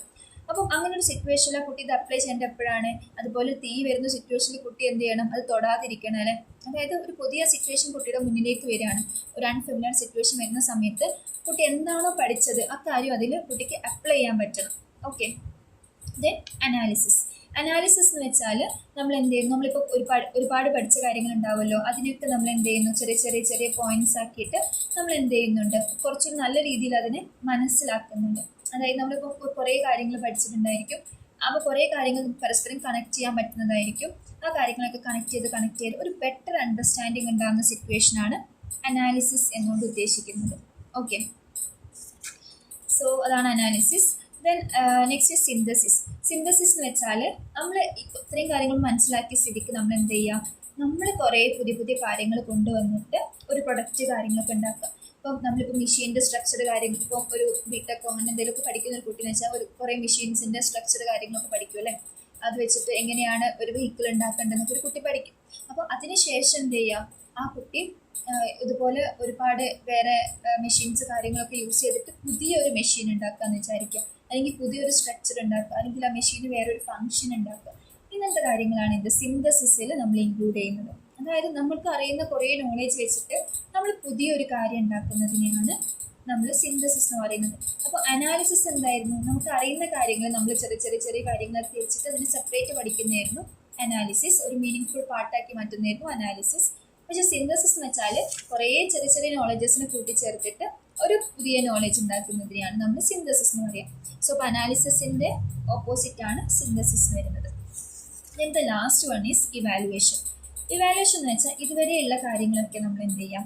ഇവാലുവേറ്റ് ചെയ്യും. അതായത് നമുക്ക് അതിൻ്റെ പ്രൊഡക്റ്റ് എന്ത് കിട്ടി, നമുക്ക് എന്ത് മനസ്സിലായി, ഇതെന്തിനായിരുന്നു, ഇങ്ങനത്തെ ഒരുപാട് കാര്യങ്ങളുണ്ടാകും. അതാണ് നമ്മൾ ഇവാലുവേഷനിൽ വരുന്നത് കേട്ടോ. സോ അപ്പോൾ ഇതാണ് നമുക്ക് മെയിനായിട്ട് ഈ ഒരു ഇതിൽ പറയാനുള്ളത്. അപ്പോൾ നമ്മൾ നോളജിൻ്റെ കേസിൽ എന്ന് വെച്ചാൽ നമ്മളതാണ് ഇൻഫർമേഷൻസ് കാര്യങ്ങളൊക്കെ റീകോൾ ചെയ്യുക. പിന്നെ കോംപ്രഹെൻഷൻ്റെ കേസിലാണെങ്കിൽ നമ്മൾ എന്ത് ചെയ്യണം? മനസ്സിലാക്കാൻ വേണ്ടിയിട്ട് കുറേ എക്സാമ്പിൾസ് കൊടുക്കുക, അതുപോലെ തന്നെ കുട്ടികൾക്ക് കുറേ റീസൺസ് കൊടുക്കുക, അപ്പോൾ അതിനെ വെച്ച് കമ്പയർ ചെയ്യിപ്പിക്കുക, മാച്ച് ദ ഫോളോയിങ് കാര്യങ്ങളൊക്കെ കൊടുക്കുക. അങ്ങനെയൊക്കെയാണ് കുട്ടികൾക്ക് ഒരു കാര്യം അണ്ടർസ്റ്റാൻഡ് ചെയ്ത് കൊടുക്കുക. പിന്നെ കുട്ടികൾ എന്ത് ചെയ്യും? നമ്മളിപ്പോൾ കുട്ടികൾ ക്വസ്റ്റ്യൻ ഒക്കെ ചോദിച്ച് അല്ലെങ്കിൽ എക്സാംസ് നടത്തുക, അപ്പോൾ കുട്ടികൾ എന്ത് ചെയ്യും? അത് അപ്ലൈ ചെയ്യും. ദെൻ നമ്മൾ എന്ത് ചെയ്യണം? കുട്ടികൾക്ക് ഓരോ കാര്യങ്ങളുടെയും മീനിങ് കാര്യങ്ങളൊക്കെ മനസ്സിലായിട്ടുണ്ടോ എന്ന് നോക്കാൻ വേണ്ടിയിട്ട് അതിന് ചെറിയ കാര്യങ്ങളായിട്ട് വീണ്ടും നമ്മളതിനെ പീസ് ആക്കി മാറ്റുകയാണ്. ദെൻ സിന്തസിസ് എന്ന് വെച്ചാൽ എന്താണ്? ഒരു കുട്ടി കുട്ടികൾക്ക് ചെറിയ നോളേജ് വെച്ചിട്ട് ഒരു പുതിയ പ്രൊഡക്റ്റ് ഉണ്ടാക്കുക, അല്ലെങ്കിൽ ഒരു കുട്ടിക്കെതിരെ ഒരു ഫെമിലിയർ അല്ലാത്തൊരു പ്രോബ്ലം ആ കുട്ടി സോൾവ് ചെയ്യുക, അങ്ങനത്തെ കാര്യങ്ങളൊക്കെയാണ് സിന്തസിസിൽ വരുന്നത്. ദെൻ ഇവാലുവേഷൻ എന്ന് വെച്ചാൽ ജസ്റ്റ് ലൈക്ക് ഒരു കൺക്ലൂഷൻ പോലെ കുട്ടികൾ എന്താണ് ഒരു എഫക്റ്റീവ് സൊല്യൂഷൻ, അതായത് ഇപ്പോൾ എന്തെങ്കിലും കാര്യത്തിനുള്ള അതൊരു ഏറ്റവും ലാസ്റ്റുള്ള ഒരു ഔട്ട്പുട്ടായിട്ട് നമുക്കതിനെ കൺസിഡർ ചെയ്യാൻ പറ്റും. ഇത്രയും കാര്യങ്ങളാണ് കോഗ്നിറ്റീവ് ഡൊമൈനിലുള്ളത്. അപ്പം ഇതിൻ്റെ ഓരോ സ്റ്റേജും മേലേക്ക് പോകുന്നതോറും എന്ത് ചെയ്യാണ്? ഭയങ്കര കോംപ്ലക്സ് ആയിക്കൊണ്ടിരിക്കുന്ന ഒരു സ്റ്റേജാണ്. അപ്പം എല്ലാ കുട്ടികൾക്കും ഈ ഒരു സ്റ്റേജ് വരെ എത്താൻ പറ്റിക്കൊള്ളുന്നില്ല, അല്ലെങ്കിൽ ഓരോരുത്തരുടെയും ഒരു ഇൻ്റലക്ച്വൽ ഡിഫറൻസ് കാരണം ആ ഒരു സ്റ്റേജിൽ ഡിഫറൻസും കാര്യങ്ങളൊക്കെ ഉണ്ടാവും കേട്ടോ. അതൊക്കെ ഒന്ന് നോക്കുക. ഓക്കെ, അപ്പം അത്രയാണ് കോഗ്നിറ്റീവ് ഡൊമൈനിനെ കുറിച്ച് പഠിക്കാനുള്ളത്. ക്ലിയർ ആണെന്ന് വിചാരിക്കുന്നു. The next one is effective domain. Effective domain എന്ന് വെച്ചാൽ നമ്മൾ ഓൾറെഡി പറഞ്ഞു അല്ലേ, കുട്ടികൾക്ക് ഒരു ഇമോഷണൽ, ആറ്റിറ്റ്യൂഡിനൽ അങ്ങനത്തെ കാര്യങ്ങളൊക്കെയാണ് ഒരു എഫക്റ്റീവ് ഡൊമൈനിൽ ഉദ്ദേശിക്കുന്നത്. അതായത് ഒരു കുട്ടിയുടെ സബ്ജക്ട്സ് പഠിക്കുന്നതോട് കൂടിയിട്ട് ആ കുട്ടിക്ക് കുറച്ചുകൂടിയും ഒരു ഇമോഷണൽ കാര്യങ്ങളും അതുപോലെ തന്നെ ആ ഒരു ടോപ്പിക്കിൽ ഇൻട്രസ്റ്റ് ഉണ്ടാവാനും ഓരോ കാര്യങ്ങളെക്കുറിച്ച് മനസ്സിലാക്കാനും എല്ലാം പറ്റും എന്നാണ് പറയുന്നത്.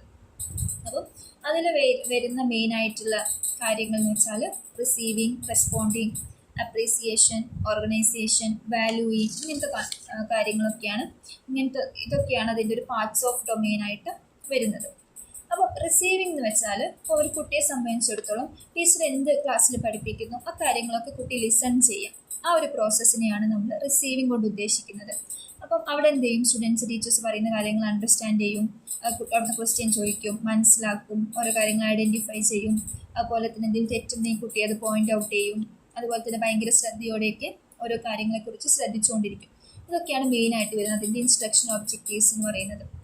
അതായത് ഇൻസ്ട്രക്ഷൻ ഒബ്ജക്റ്റീവ്സ് എന്നുള്ള വേർഡ് നിങ്ങൾ പുതിയൊരു വേർഡായിരിക്കും. ഇൻസ്ട്രക്ഷൻ ഒബ്ജക്റ്റീവ്സ് എന്ന് വെച്ചാൽ എന്താ ഉദ്ദേശിക്കുന്നതെന്ന് വെച്ചാൽ അപ്പോൾ ഞാനൊരു ടീച്ചറാണ്. അപ്പം ഞാനൊരു ക്ലാസ്സിൽ പോയിട്ട് ഒരു ടോപ്പിക് എടുക്കുന്നതിന് മുന്നേ എനിക്കറിയാം അല്ലേ, ആ ഒരു ടോപ്പിക് പഠിപ്പിക്കുന്നത് കൊണ്ട് ഞാൻ എന്താണ് കുട്ടികളിലേക്ക് എത്തിക്കുന്നത് എന്ന്. അതായത് ഇപ്പോൾ ഞാൻ ഒരു ഫിസിക്സ് ടീച്ചറാണെങ്കിൽ ഞാൻ ലൈറ്റിനെ കുറിച്ച് പഠിപ്പിക്കാൻ പോവുകയാണെങ്കിൽ എനിക്കറിയാം ആ ഒരു ടോപ്പിക്ക് ഞാൻ പഠിപ്പിക്കുന്നതോട് കൂടിയിട്ട് കുട്ടികളുടെ ഉള്ളിലേക്ക് എന്താണ് എത്തിക്കേണ്ടത് എന്നുള്ള ഒരു വ്യക്തമായ ധാരണ ആസ് എ ടീച്ചർ എനിക്ക് ഉണ്ടാവുമല്ലോ അല്ലേ. അപ്പോൾ നമ്മൾ ഓരോരുത്തരും ക്ലാസ്സിൽ പോകുന്ന സമയത്ത് നമ്മൾ ഏത് സബ്ജക്ട്സ് ആണോ ഏത് ടോപ്പിക്കാണോ എടുക്കുന്നത് അതുകൊണ്ട് എന്താണ് കുട്ടികൾക്ക് കിട്ടേണ്ടത് എന്നുള്ള വ്യക്തമായ ധാരണയോടെയാണ് നമ്മൾ ഓരോരുത്തരും ക്ലാസ്സിൽ പോവുക. ആ കാര്യങ്ങളെയാണ് നമ്മൾ ഇൻസ്ട്രക്ഷൻ ഒബ്ജക്റ്റീവ്സ് കൊണ്ട് ഉദ്ദേശിക്കുന്നത്. Okay, then next part of affective domain ആണ് റെസ്പോണ്ടിങ്. അപ്പോൾ ഒരു കുട്ടി ഒരു കാര്യം കേട്ട് കഴിഞ്ഞാൽ പിന്നെ ആ കുട്ടി എന്ത് ചെയ്യണം, ആ കുട്ടിക്ക് അതിൽ ഇൻട്രസ്റ്റ് കാര്യങ്ങളൊക്കെ ഡെവലപ്പ് ചെയ്യണം. ഇപ്പോൾ നമ്മൾ സയൻസിലെ ടോപ്പിക്ക് പറഞ്ഞു കൊടുക്കുകയാണെങ്കിൽ കുട്ടിക്ക് എന്ത് വേണം, ആ ഒരു ടോപ്പിക്കിനോട് ഇൻട്രസ്റ്റ് കാര്യങ്ങളൊക്കെ ഉണ്ടാകണം. അതായത് ഇപ്പോൾ ജസ്റ്റ് ലൈക്ക് കുട്ടിക്ക് അത് വെച്ചിട്ട് ആ ഒരു റിലേറ്റഡ് ചെയ്ത് ബുക്സ് വായിക്കാൻ തോന്നുക, അതുപോലത്തെ വെച്ചുള്ള ഗെയിംസ് കാര്യങ്ങൾ നോക്കാൻ തോന്നുക, അതുപോലെ തന്നെ ഡിഫറെൻറ്റ് ആക്ടിവിറ്റീസ് കാര്യങ്ങൾ അത് റിലേറ്റ് ചെയ്ത് ചെയ്യാൻ തോന്നുക. ഇതൊക്കെയാണ് അതിൻ്റെ മെയിനായിട്ടുള്ള ഒബ്ജക്റ്റീവ്സ് കാര്യങ്ങളായിട്ട് കൺസിഡർ ചെയ്യുന്നത്. ഓക്കെ, ദെൻ അപ്രീസിയേഷൻ സ്റ്റേജ് ആണ് വരുന്നത്. അപ്രീസിയേഷൻ എന്ന് വെച്ചാൽ ഇപ്പോൾ ഒരു കുട്ടി അത് ആ ഒരു നോളജ് റിസീവ് ചെയ്തു, അതിന് ആ കുട്ടി നല്ല രീതിയിൽ ഇൻട്രസ്റ്റ് കാര്യങ്ങളൊക്കെ ഡെവലപ്പ് ചെയ്തു. ദെൻ കുട്ടി എന്ത് ചെയ്യാൻ തുടങ്ങും, ആ ഡെയിലി ലൈഫിൽ അത് യൂസ് ചെയ്യാൻ തുടങ്ങും. ഇപ്പം നമ്മൾ ഇംഗ്ലീഷ് ലാംഗ്വേജ് ആണെങ്കിൽ ആ ഒരു ഗ്രാമർ കാര്യങ്ങൾ സ്പെല്ലിംഗ് കാര്യങ്ങളൊക്കെ പഠിച്ചതിന് ശേഷം കുട്ടികൾ എന്ത് ചെയ്യും, അത് അവരുടെ ഡേ ടു ഡേ ലൈഫിലും കമ്മ്യൂണിക്കേഷൻ കാര്യങ്ങളൊക്കെ യൂസ് ചെയ്യാൻ തുടങ്ങും. മാത്തമാറ്റിക്സ് ആണെങ്കിൽ നമ്മളിപ്പോൾ ജസ്റ്റ് കടയിൽ പോകുന്ന സമയത്ത് അത് അഡീഷനും സബ്ട്രാക്ഷനും ഒക്കെ ചെയ്തിട്ട് ജസ്റ്റ് അത് നമ്മുടെ പ്രാക്ടിക്കൽ ലൈഫിൽ നമ്മളത് യൂസ് ചെയ്യാൻ തുടങ്ങും. That is appreciation. Okay, then next one is organization. നമ്മുടെ ഫോർത്ത് ആയിട്ട് വരുന്ന പാർട്ട് ഓഫ് എഫക്റ്റീവ് ഡൊമൈൻ ആണ് ഓർഗനൈസേഷൻ. സോ ഓർഗനൈസേഷനിൽ മെയിനായിട്ട് വരുന്നതെന്ന് വെച്ചാൽ കുട്ടികൾക്ക് എന്ത് ചെയ്യാൻ പറ്റണം, students organize the values into priorities by contrasting different values resolving conflict between them. അതായത് നമ്മൾ എന്ത് ചെയ്യുക, കുറേ കാര്യങ്ങൾ പഠിക്കുന്നുണ്ടല്ലോ ഒരു സബ്ജക്ട്സിലും. അപ്പോൾ അതനുസരിച്ച് ഓരോന്നിൻ്റെ ഇമ്പോർട്ടൻസ് എന്തൊക്കെയാണ്, അതിൻ്റെ വാല്യൂസ് എന്തൊക്കെയാണ്, അതിൻ്റെ പ്രയോറിറ്റീസ് എന്തൊക്കെയാണ്, ഇതൊക്കെ അനുസരിച്ച് കുട്ടികൾക്ക് എന്ത് ചെയ്യണം, അത് ഡിഫറൻഷിയേറ്റ് ചെയ്യാൻ പറ്റണം. ഒരുപാട് കാര്യങ്ങൾ പഠിക്കുന്ന സമയത്ത് സിസ്റ്റമാറ്റിക് ആയിട്ട് ഓരോ കാര്യങ്ങളും ഡിഫറൻഷിയേറ്റ് ചെയ്യാനും കാര്യങ്ങളെക്കുറിച്ചൊക്കെ പറ്റും. അതാണ് ഈ ഒരു എഫക്റ്റീവ് ഡൊമൈനിൻ്റെ ഒരു നെക്സ്റ്റ് പാർട്ട് എന്ന് പറയുന്നത്. And the last part is valuing. Valuing എന്ന് വെച്ചാൽ ഇപ്പോൾ നമ്മളൊരു പെർട്ടിക്കുലർ കാര്യങ്ങളും കുട്ടികൾക്ക് നമ്മൾ കൊടുക്കുന്ന സമയത്ത് കുട്ടികൾക്ക് അതിൽ എന്ത് ചെയ്യണം, ഇപ്പോൾ നമ്മൾ ഗ്രൂപ്പ് ആക്ടിവിറ്റി കാര്യങ്ങളൊക്കെ കൊടുക്കുന്ന സമയത്ത് കോപ്പറേറ്റീവായിട്ട് കുട്ടികൾക്ക് ആക്റ്റീവായിട്ട് പാർട്ടിസിപ്പേറ്റ് ചെയ്യാൻ പറ്റണം. അതുപോലെ തന്നെ നമ്മളൊരു കോൺസെപ്റ്റ് പറയുന്ന സമയത്ത് കുട്ടികൾക്ക് അതിൽ ലോജിക്കലി അവരെത്രത്തോളം പ്രൂവ് ചെയ്യുന്നുണ്ട്, അങ്ങനെ അതായത് അതിൻ്റെ ഒരു ഔട്ട്പുട്ട് കുട്ടികളിൽ എങ്ങനെ എത്തിയിട്ടുണ്ട്, അതായത് കുട്ടികൾക്ക് അതിൻ്റെ വാല്യൂസ് മനസ്സിലായിട്ടുണ്ടോ, കുട്ടികൾ കോൺസെപ്റ്റ് അണ്ടർസ്റ്റാൻഡ് ചെയ്തിട്ടുണ്ടോ, കുട്ടികൾക്ക് ആ ഒരു ടോപ്പിക്കിൽ ഇൻട്രസ്റ്റ് ഉണ്ടോ, അവരത് പ്രാക്ടിക്കൽ ലൈഫിൽ അപ്ലൈ ചെയ്തിട്ടുണ്ടോ, ഇങ്ങനത്തെ കാര്യങ്ങളൊക്കെയാണ് എഫക്റ്റീവ് ഡൊമൈനിൽ നമ്മൾ മെയിനായിട്ട് നോക്കുന്നത്. അപ്പോൾ നോളേജ് അല്ലെങ്കിൽ എഡ്യൂക്കേഷൻ കൊണ്ട് നമ്മൾ ഉദ്ദേശിക്കുന്നത് കുട്ടികളിലേക്ക് ഈ ഒരു ഇൻട്രസ്റ്റ് കൊടുക്കുക, അതുപോലെ തന്നെ പ്രാക്ടിക്കൽ ലൈഫിലേക്ക് ആ ഒരു ആപ്ലിക്കേഷൻ വരിക എന്നുള്ള കാര്യങ്ങളും കൂടിയാണ്. അപ്പം അതൊക്കെ നിങ്ങൾ എന്ത് ചെയ്യുക, ഈ ഒരു എഫക്റ്റീവ് ഡൊമൈനിലാണ് എഴുതേണ്ടത്. Okay, so the last one is psychomotor domain. Psychomotor domain നമ്മൾ ഓൾറെഡി പറഞ്ഞു. കുറച്ചുകൂടി എന്താണ്, കുട്ടികൾക്ക് അവർ ആക്റ്റീവായിട്ട് പാർട്ടിസിപ്പേറ്റ് ചെയ്യുന്ന ഇതിനെയാണ് നമ്മൾ സൈക്കോമോട്ടോർ ഡൊമൈൻ എന്ന് പറയുന്നത്. ഇതിൽ കുറച്ചുകൂടി ഫിസിക്കൽ മൂവ്മെൻറ്റ്സും കോർഡിനേഷനും അതൊക്കെയാണ് നമ്മൾ മെയിനായിട്ടും ഈ ഒരു സൈക്കോമോട്ടോർ ഡൊമൈനിൽ ഉദ്ദേശിക്കുന്നത്. അപ്പം ഇതിലും എന്ത് ചെയ്യുന്നുണ്ട്, കുറച്ച് പാർട്സ് കാര്യങ്ങളുണ്ട്. First one is perception. Perception ഉദ്ദേശിക്കുന്നതെന്ന് വെച്ചാൽ ഇപ്പം ടീച്ചേഴ്സിന് എന്ത് ചെയ്യും, കുട്ടികൾ നന്നായിട്ട് ഒബ്സർവ് ചെയ്യും. അപ്പം കുട്ടികൾ ഈ ആ ഒരു ഒബ്സർവേഷൻസ് കാര്യങ്ങൾ, അതായത് അവരുടെ ഒബ്സർവേഷൻ വെച്ചാൽ സെൻസറി ഒരു സംഭവമാണല്ലോ. കുട്ടികൾ എന്ത് ചെയ്യുന്നു, മറ്റു കാര്യങ്ങളൊക്കെ ഒബ്സർവ് ചെയ്യുന്നു, അത് മനസ്സിലാക്കുന്നു, അവർ ചില ആക്ഷൻസ് കാര്യങ്ങൾ, ഇതൊക്കെയാണ് എന്ത് മെയിനായിട്ട് ഈ ഒരു പെർസെപ്ഷൻ കേസിൽ നമ്മൾ കൺസിഡർ ചെയ്യുന്നത്. So next one is set. സെറ്റോട് ഉദ്ദേശിക്കുന്നതെന്ന് വെച്ചാൽ കുട്ടികളും ആക്റ്റീവായിട്ട് പാർട്ടിസിപ്പേറ്റ് ചെയ്യാൻ റെഡി ആവുക. ഇപ്പോൾ for example mentally physically emotionally അവരെന്ത് ചെയ്യാണ്, അവർ സെറ്റ് ആവുക എന്നുള്ളതാണ് നമ്മളൊരു എഡ്യൂക്കേഷനിൽ ഉദ്ദേശിക്കുന്നത്. അതെന്തെങ്കിലും ആക്ടിവിറ്റീസ് കൊടുക്കുമ്പോൾ ഫിസിക്കലി മെൻ്റലി അവരെന്താണ് അത് ഏറ്റെടുക്കുക, അല്ലെങ്കിൽ ഒരു ആക്ടിവിറ്റി ചെയ്യാൻ, അത് എക്സ്പീരിയൻസ് ചെയ്യാൻ അവർ റെഡി ആവുക എന്നുള്ളതാണ് സെറ്റ് കൊണ്ട് ഉദ്ദേശിക്കുന്നത്. അതുപോലെ തന്നെ next is guided response. Guide റെസ്പോൺസിൽ ഉദ്ദേശിക്കുന്നതെന്ന് വെച്ചാൽ ടീച്ചേഴ്സ് എന്ത് ചെയ്യും, ഡിഫറെൻറ്റ് കാര്യങ്ങൾ കുട്ടികൾക്ക് കൊടുക്കും അല്ലേ. അപ്പോൾ കുട്ടികൾ എന്ത് ചെയ്യുന്നുണ്ട്, ഈ ഓരോ കാര്യങ്ങളെ പഠിക്കുക. അപ്പം നമ്മൾ ടീച്ചേഴ്സ് ഓരോരോ അവരെ ഗൈഡ് ചെയ്യുന്ന സമയത്ത് അവർക്ക് ഓരോരോ ഇൻസ്ട്രക്ഷൻസ് കാര്യങ്ങൾ കൊടുക്കുന്നു. അപ്പം അതിനൊക്കെ എന്ത് ചെയ്യാണ്, കുട്ടികൾ പഠിക്കുക. അവർ ഏർലി സ്റ്റേജിൽ എന്ത് ചെയ്യും, ഇതുപോലെയുള്ള സ്കിൽസ് കാര്യങ്ങളൊക്കെ അവർ ഡെവലപ്പ് ചെയ്തെടുക്കുക എന്നുള്ളതാണ് ഹെൽത്ത് റെസ്പോൺസ് കൊണ്ട് ഉദ്ദേശിക്കുന്നത്. So the next one is mechanism. Mechanism എന്ന് വെച്ചാൽ നമ്മളൊരു കോംപ്ലെക്സ് സ്കിൽസിന് മുന്നേ ഉള്ള ഒരു ഇൻ്റർമീഡിയറ്റ് സ്റ്റെപ്പായിട്ടാണ് മെക്കാനിസത്തിനെ നമ്മൾ കാണുന്നത്. സോ ഇവിടെ കുട്ടികൾ എന്ന് വെച്ചാൽ ഡിഫറെൻറ്റ് മൂവ്മെൻറ്റ്സ് കാര്യങ്ങൾ പഠിക്കുക, അങ്ങനെയൊക്കെ. ഫോർ എക്സാമ്പിൾ കുട്ടികൾ ഒരു സൈക്കിൾ ഡ്രൈവ് ചെയ്യാൻ പഠിക്കുക, അതുപോലെ തന്നെ ഡിഫറെൻറ്റ് മെഷർമെൻറ്റ്സ് പഠിക്കുക, അതിനൊക്കെയാണ് നമ്മൾ ഈ ഒരു മെക്കാനിസം എന്നുള്ള സ്റ്റേജിൽ ഉദ്ദേശിക്കുന്നത്. നെക്സ്റ്റ് എന്ന് വെച്ചാൽ കോംപ്ലെക്സ് ഓവേർട്ട് റെസ്പോൺസ് ആണ്. കോംപ്ലെക്സ് ഓവേർട്ട് റെസ്പോൺസ് എന്ന് വെച്ചാൽ കുറച്ചുകൂടി ഒരു ഹയസ്റ്റ് ലെവലിൽ നമ്മൾ അവരെ കൺസിഡർ ചെയ്യുന്നതാണ്. ഫോർ എക്സാമ്പിൾ ഒരു കമ്പ്യൂട്ടർ അവരെ ക്വിക്കായിട്ടും അക്യുറേറ്റ് ആയിട്ടും ഒക്കെ ഓർഗനൈസ് ചെയ്യാൻ തുടങ്ങുന്നതൊക്കെ നമുക്ക് ഒരു കോംപ്ലെക്സ് ഓവേർട്ട് റെസ്പോൺസിൻ്റെ പാർട്ടിൽ കൺസിഡർ ചെയ്യും. അതായത് കുറച്ചുകൂടി അവർ ഫോക്കസ്ഡ് ആണ്, കുറച്ചുകൂടിയും അവർ ഹൈലി കോർഡിനേറ്റഡ് പെർഫോമൻസ് കാര്യങ്ങളൊക്കെ ആ സമയത്ത് കാണിക്കും. Next is adaptation. അഡാപ്റ്റേഷൻ എന്ന് വെച്ചാൽ നമുക്കറിയാമല്ലേ, അതായത് കുട്ടികൾ അവർ പഠിച്ച നോളേജ് കാര്യങ്ങളൊക്കെ വെച്ചിട്ട് ഓരോ സിറ്റുവേഷനിലും അവരെന്ത് ചെയ്യാം, അവർ അഡാപ്റ്റ് ആവും, അല്ലെങ്കിൽ ഓരോ സിറ്റുവേഷനിലും അവരുടെ മൂവ്മെൻറ്റ് കാര്യങ്ങളൊക്കെ മോഡിഫൈ ചെയ്യാം. ഇപ്പോൾ ഓരോ സിറ്റുവേഷനിലും എന്താണ്, ഇപ്പോൾ ഒരു നല്ല ഡ്രൈവിംഗ് സ്കിൽസ് അറിയുന്ന ഒരാൾ ഇപ്പോൾ പെട്ടെന്ന് സ്ലോ ഡൗൺ ചെയ്യുന്ന സിറ്റുവേഷനിലൊക്കെ അത് സ്മൂത്തായിട്ട് ഹാൻഡിൽ ചെയ്യാം, അല്ലെങ്കിൽ ഒരു ആക്സിഡൻറ്റ് വരുന്ന സിറ്റുവേഷനൊക്കെ അവോയ്ഡ് ചെയ്തിട്ട് എത്രത്തോളം സ്മൂത്തായിട്ട്, അതാണ് അഡാപ്റ്റേഷൻ സ്കിൽസ് കൊണ്ട് ഉദ്ദേശിക്കുന്നത്. സോ അതും എന്താണ്, ഇതിൻ്റെ സൈക്കോമോട്ടർ ഡൊമെയിനിൻ്റെ ഒരു പാർട്ടാണ്. So the last one is origination. Origination എന്ന് വെച്ചാൽ നമ്മൾ നിലവിലുള്ള ഈ ഒരു തിയറി കാര്യങ്ങൾ ഒക്കെ വെച്ചിട്ട് പുതിയൊരു കാര്യം കൊണ്ടുവരിക എന്നുള്ളതാണ് നമ്മൾ ഈ ഒരു ഒറിജിനേഷൻ കൊണ്ട് ഉദ്ദേശിക്കുന്നത് കേട്ടോ. അതായത് നമ്മളിപ്പോൾ ഓൾറെഡി ഒരു ബൈസിക്കിൾ നമ്മൾ റൈഡ് ചെയ്യാൻ പഠിച്ചു, പക്ഷേ അത് പിന്നെ നമ്മളത് സ്കിൽസ് നമ്മളതിങ്ങനെ ഡെയിലി അത് ഇമ്പ്രൂവ് ചെയ്ത് നമുക്ക് എന്ത് ചെയ്യാൻ പറ്റും, കുറച്ചുകൂടി നല്ല രീതിയിൽ നമ്മുടെ മൂവ്മെൻറ്റ്സ് കാര്യങ്ങളൊക്കെ ഇമ്പ്രൂവ് ചെയ്യാൻ പറ്റും. അതുപോലെ തന്നെ ഈ സൈക്കിൾസിൽ നല്ല രീതിയിൽ റൈഡ് ചെയ്യുന്നവരുണ്ട്, അതിൽ തന്നെ ഒരുപാട് സ്കിൽസ് കാണിക്കുന്നവരൊക്കെ ഉണ്ട് അല്ലേ. അതൊക്കെ എന്താണ്, ത്രൂ പ്രാക്ടിക്കൽ എക്സ്പീരിയൻസ് അവർക്ക് കിട്ടുന്ന കാര്യങ്ങളാണ്. സോ അപ്പോൾ അതാണ് ഒറിജിനേഷൻ കൊണ്ട് ഉദ്ദേശിക്കുന്നത്. സോ ഇത്രയാണ് നമുക്ക് സൈക്കോമോട്ടോർ ഡൊമെയിനിൽ മെയിനായിട്ട് പറയാനുള്ളത് കേട്ടോ. അപ്പോൾ നിങ്ങൾ എന്ത് ചെയ്യുക, ഈ 3 ഡൊമെയിൻസ് പഠിക്കുക, അതിന് അണ്ടറിൽ വരുന്ന പാർട്സ് പഠിക്കുക, അത് എന്താണെന്ന് ജസ്റ്റ് ഒന്ന് മനസ്സിലാക്കി വെക്കുക. എന്തായാലും ഹെഡിങ്സ് നിർബന്ധമായിട്ടും നിങ്ങൾ പഠിച്ചിരിക്കുക. So that's all about Bloom's taxonomy. Then നമുക്ക് എന്ത് ചെയ്യുന്നുണ്ട്, ഈ ഒരു ബ്ലൂംസ് ടാക്സോണമിയെ പിന്നെ വന്നിട്ടുള്ള കുറച്ച് എഡ്യൂക്കേഷനിസ്റ്റ് ഇതിനെ ഒന്നുകൂടെ റിവൈസ് ചെയ്യുന്നുണ്ട്. That is revised Bloom's taxonomy. Lorin ആൻഡർസണും, അതായത് ഫോമർ സ്റ്റുഡൻസ് ഓഫ് ബ്ലൂം ആയിട്ടുള്ള ലോറിസ് ആൻഡർസണാണ് മെയിനായിട്ട് ഈ ഒരു റിവൈസ്ഡ് ബ്ലൂംസ് ടാക്സോണമിയിൽ പങ്കെടുക്കുന്നത് കേട്ടോ. അതുപോലെ തന്നെ ആൻഡർസണും ക്രാത്ത്വോൾ എന്ന് പറഞ്ഞിട്ടുള്ള 2 എഡ്യൂക്കേഷനിസ്റ്റ് ഇതിൽ പങ്കെടുക്കുന്നുണ്ട്. സോ റിവൈസ്ഡ് ബ്ലൂംസ് ടാക്സോണമി ഭയങ്കര സിമ്പിളാണ്. അതായത് ബ്ലൂംസ് ടാക്സോണമി പഠിച്ചവർക്ക് കമ്പയർ ചെയ്തിട്ട് റിവൈസ്ഡ് ബ്ലൂംസ് ടാക്സോണമി പഠിക്കാം. അപ്പോൾ ജസ്റ്റ് ഇതും എന്താണ്, ഒരു ഹൈറാർക്കിയൽ അറേഞ്ച്മെൻറ്റ് തന്നെയാണ്. നോളേജിന് പകരം റിവൈസ്ഡിൽ റിമെമ്പറിങ് ആണ് കൊടുക്കുന്നത്. അതിൻ്റെ റീസണും കാര്യങ്ങളൊക്കെ നമ്മൾ പറയും കേട്ടോ. കോംപ്രഹെൻഷന് പകരം അണ്ടർസ്റ്റാൻഡിങ് കൊടുക്കുന്നു, ആപ്ലിക്കേഷന് പകരം അപ്ലൈയിങ്, അനാലിസിസിന് പകരം അനലൈസിങ്. അതുപോലെ തന്നെ സിന്തസിസിൻ്റെ സ്പേസ് മാറ്റിയിട്ട് സിന്തസിസിന് ക്രിയേറ്റിംഗ് എന്നുള്ള പേര് കൊടുത്തിട്ട് അതിന് ഹൈറാർക്കിയുടെ ഏറ്റവും മേലെ കൊണ്ടാണ് കൊടുക്കുന്നത്. അതുപോലെ ഇവാലുവേഷൻ ഇവാലുവേറ്റിംഗ് എന്ന് പറഞ്ഞിട്ട് ജസ്റ്റ് ക്രിയേറ്റിങ്ങിൻ്റെ താഴെ കൊടുക്കുന്നു. ഇത്രയും ഡിഫറൻസ് മാത്രമേ അതിൽ വരുന്നുള്ളൂ. അതായത് ഇവിടെയൊക്കെ ING ഫോമിലേക്ക് മാറ്റാണ്, എല്ലാ ടേമും ING ഫോമിലേക്ക് മാറുന്നുണ്ട്, ഒരു വർക്ക് ടേമിലേക്ക് മാറുകയാണ്. നൗണിലുള്ളതൊക്കെ വർക്ക് ടേമിലേക്ക് മാറിയിട്ടുണ്ട്. അതുപോലെ തന്നെ ചില നെയിംസ് ചേഞ്ച് ചെയ്തിട്ടുണ്ട്. അതുപോലെ തന്നെ സിന്തസിസ് ഇവാലുവേഷൻ എന്നുള്ളതിൻ്റെ ആ ഒരു പൊസിഷൻ ചേഞ്ചിങ് നടത്തുന്നുണ്ട്. ഇത്രയും കാര്യങ്ങൾ മാത്രമേ ബ്ലൂംസ് ടാക്സോണമിയും റിവൈസ്ഡ് ബ്ലൂംസ് ടാക്സോണമിയും തമ്മിലുള്ള ഡിഫറൻസിൽ നമുക്ക് പറയാനുള്ളൂ കേട്ടോ.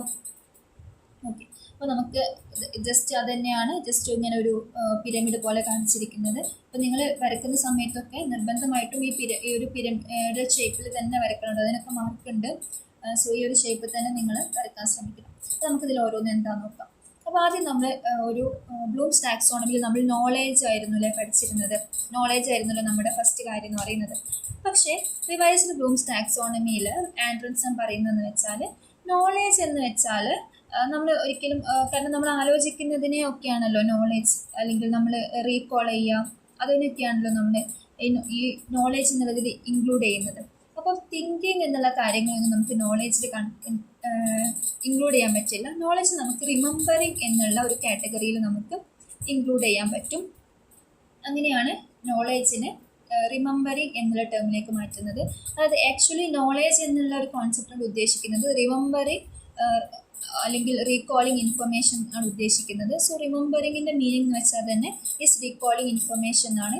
സോ ഒരു നോളേജ് എന്ന് പറയുമ്പോൾ ഇവിടെ നമ്മൾ ഉദ്ദേശിക്കുന്നതെന്ന് വെച്ചാൽ ജസ്റ്റ് ഇൻഫർമേഷൻസിന് റീകോൾ ചെയ്യാം എന്നുള്ള കാര്യങ്ങളൊക്കെയാണ്, അല്ലെങ്കിൽ പുതിയ പുതിയ ഇൻഫർമേഷൻസ് വരിക അങ്ങനത്തെ കാര്യങ്ങളൊക്കെയാണ്. സോ ഇപ്പോൾ നോളേജിന് പകരം റിമെമ്പറിങ് എന്നുള്ളൊരു കോൺസെപ്റ്റിലേക്ക് നമ്മളത് മാറ്റി. Next is comprehension. കോംപ്രഹെൻഷൻ്റെ മെയിനായിട്ട് ഉദ്ദേശം എന്ന് വെച്ചാൽ തന്നെ നമ്മൾ കൊടുക്കുന്ന കാര്യങ്ങൾ മനസ്സിലാക്കുക എന്നുള്ളതാണ്. വിത്തൗട്ട് എനി ഡൗട്ട് ആ നോളേജ് മനസ്സിലാക്കി എടുക്കുക എന്നുള്ളതാണ്. സോ അതുകൊണ്ട് തന്നെ ആ കോംപ്രഹെൻഷൻ എന്നുള്ള ടേമിനെ സിമ്പിളായിട്ട് അണ്ടർസ്റ്റാൻഡിങ് എന്നുള്ള ടേമിലേക്ക് മാറ്റി. ദെൻ അപ്ലിക്കേഷന് ജസ്റ്റ് അപ്ലൈ ING ഫോമിലേക്ക് മാറ്റിയതേ ഉള്ളൂ. അതായത് ഇത് മനസ്സിലായ കാര്യങ്ങൾ വെച്ചിട്ട് നമ്മൾ എന്ത് ചെയ്യാം, അതൊരു പ്രാക്ടിക്കൽ ലൈഫിൽ നമ്മൾ അപ്ലൈ ചെയ്യാൻ പറ്റും. അതാണ് ഇമ്പോർട്ടൻറ്റ്.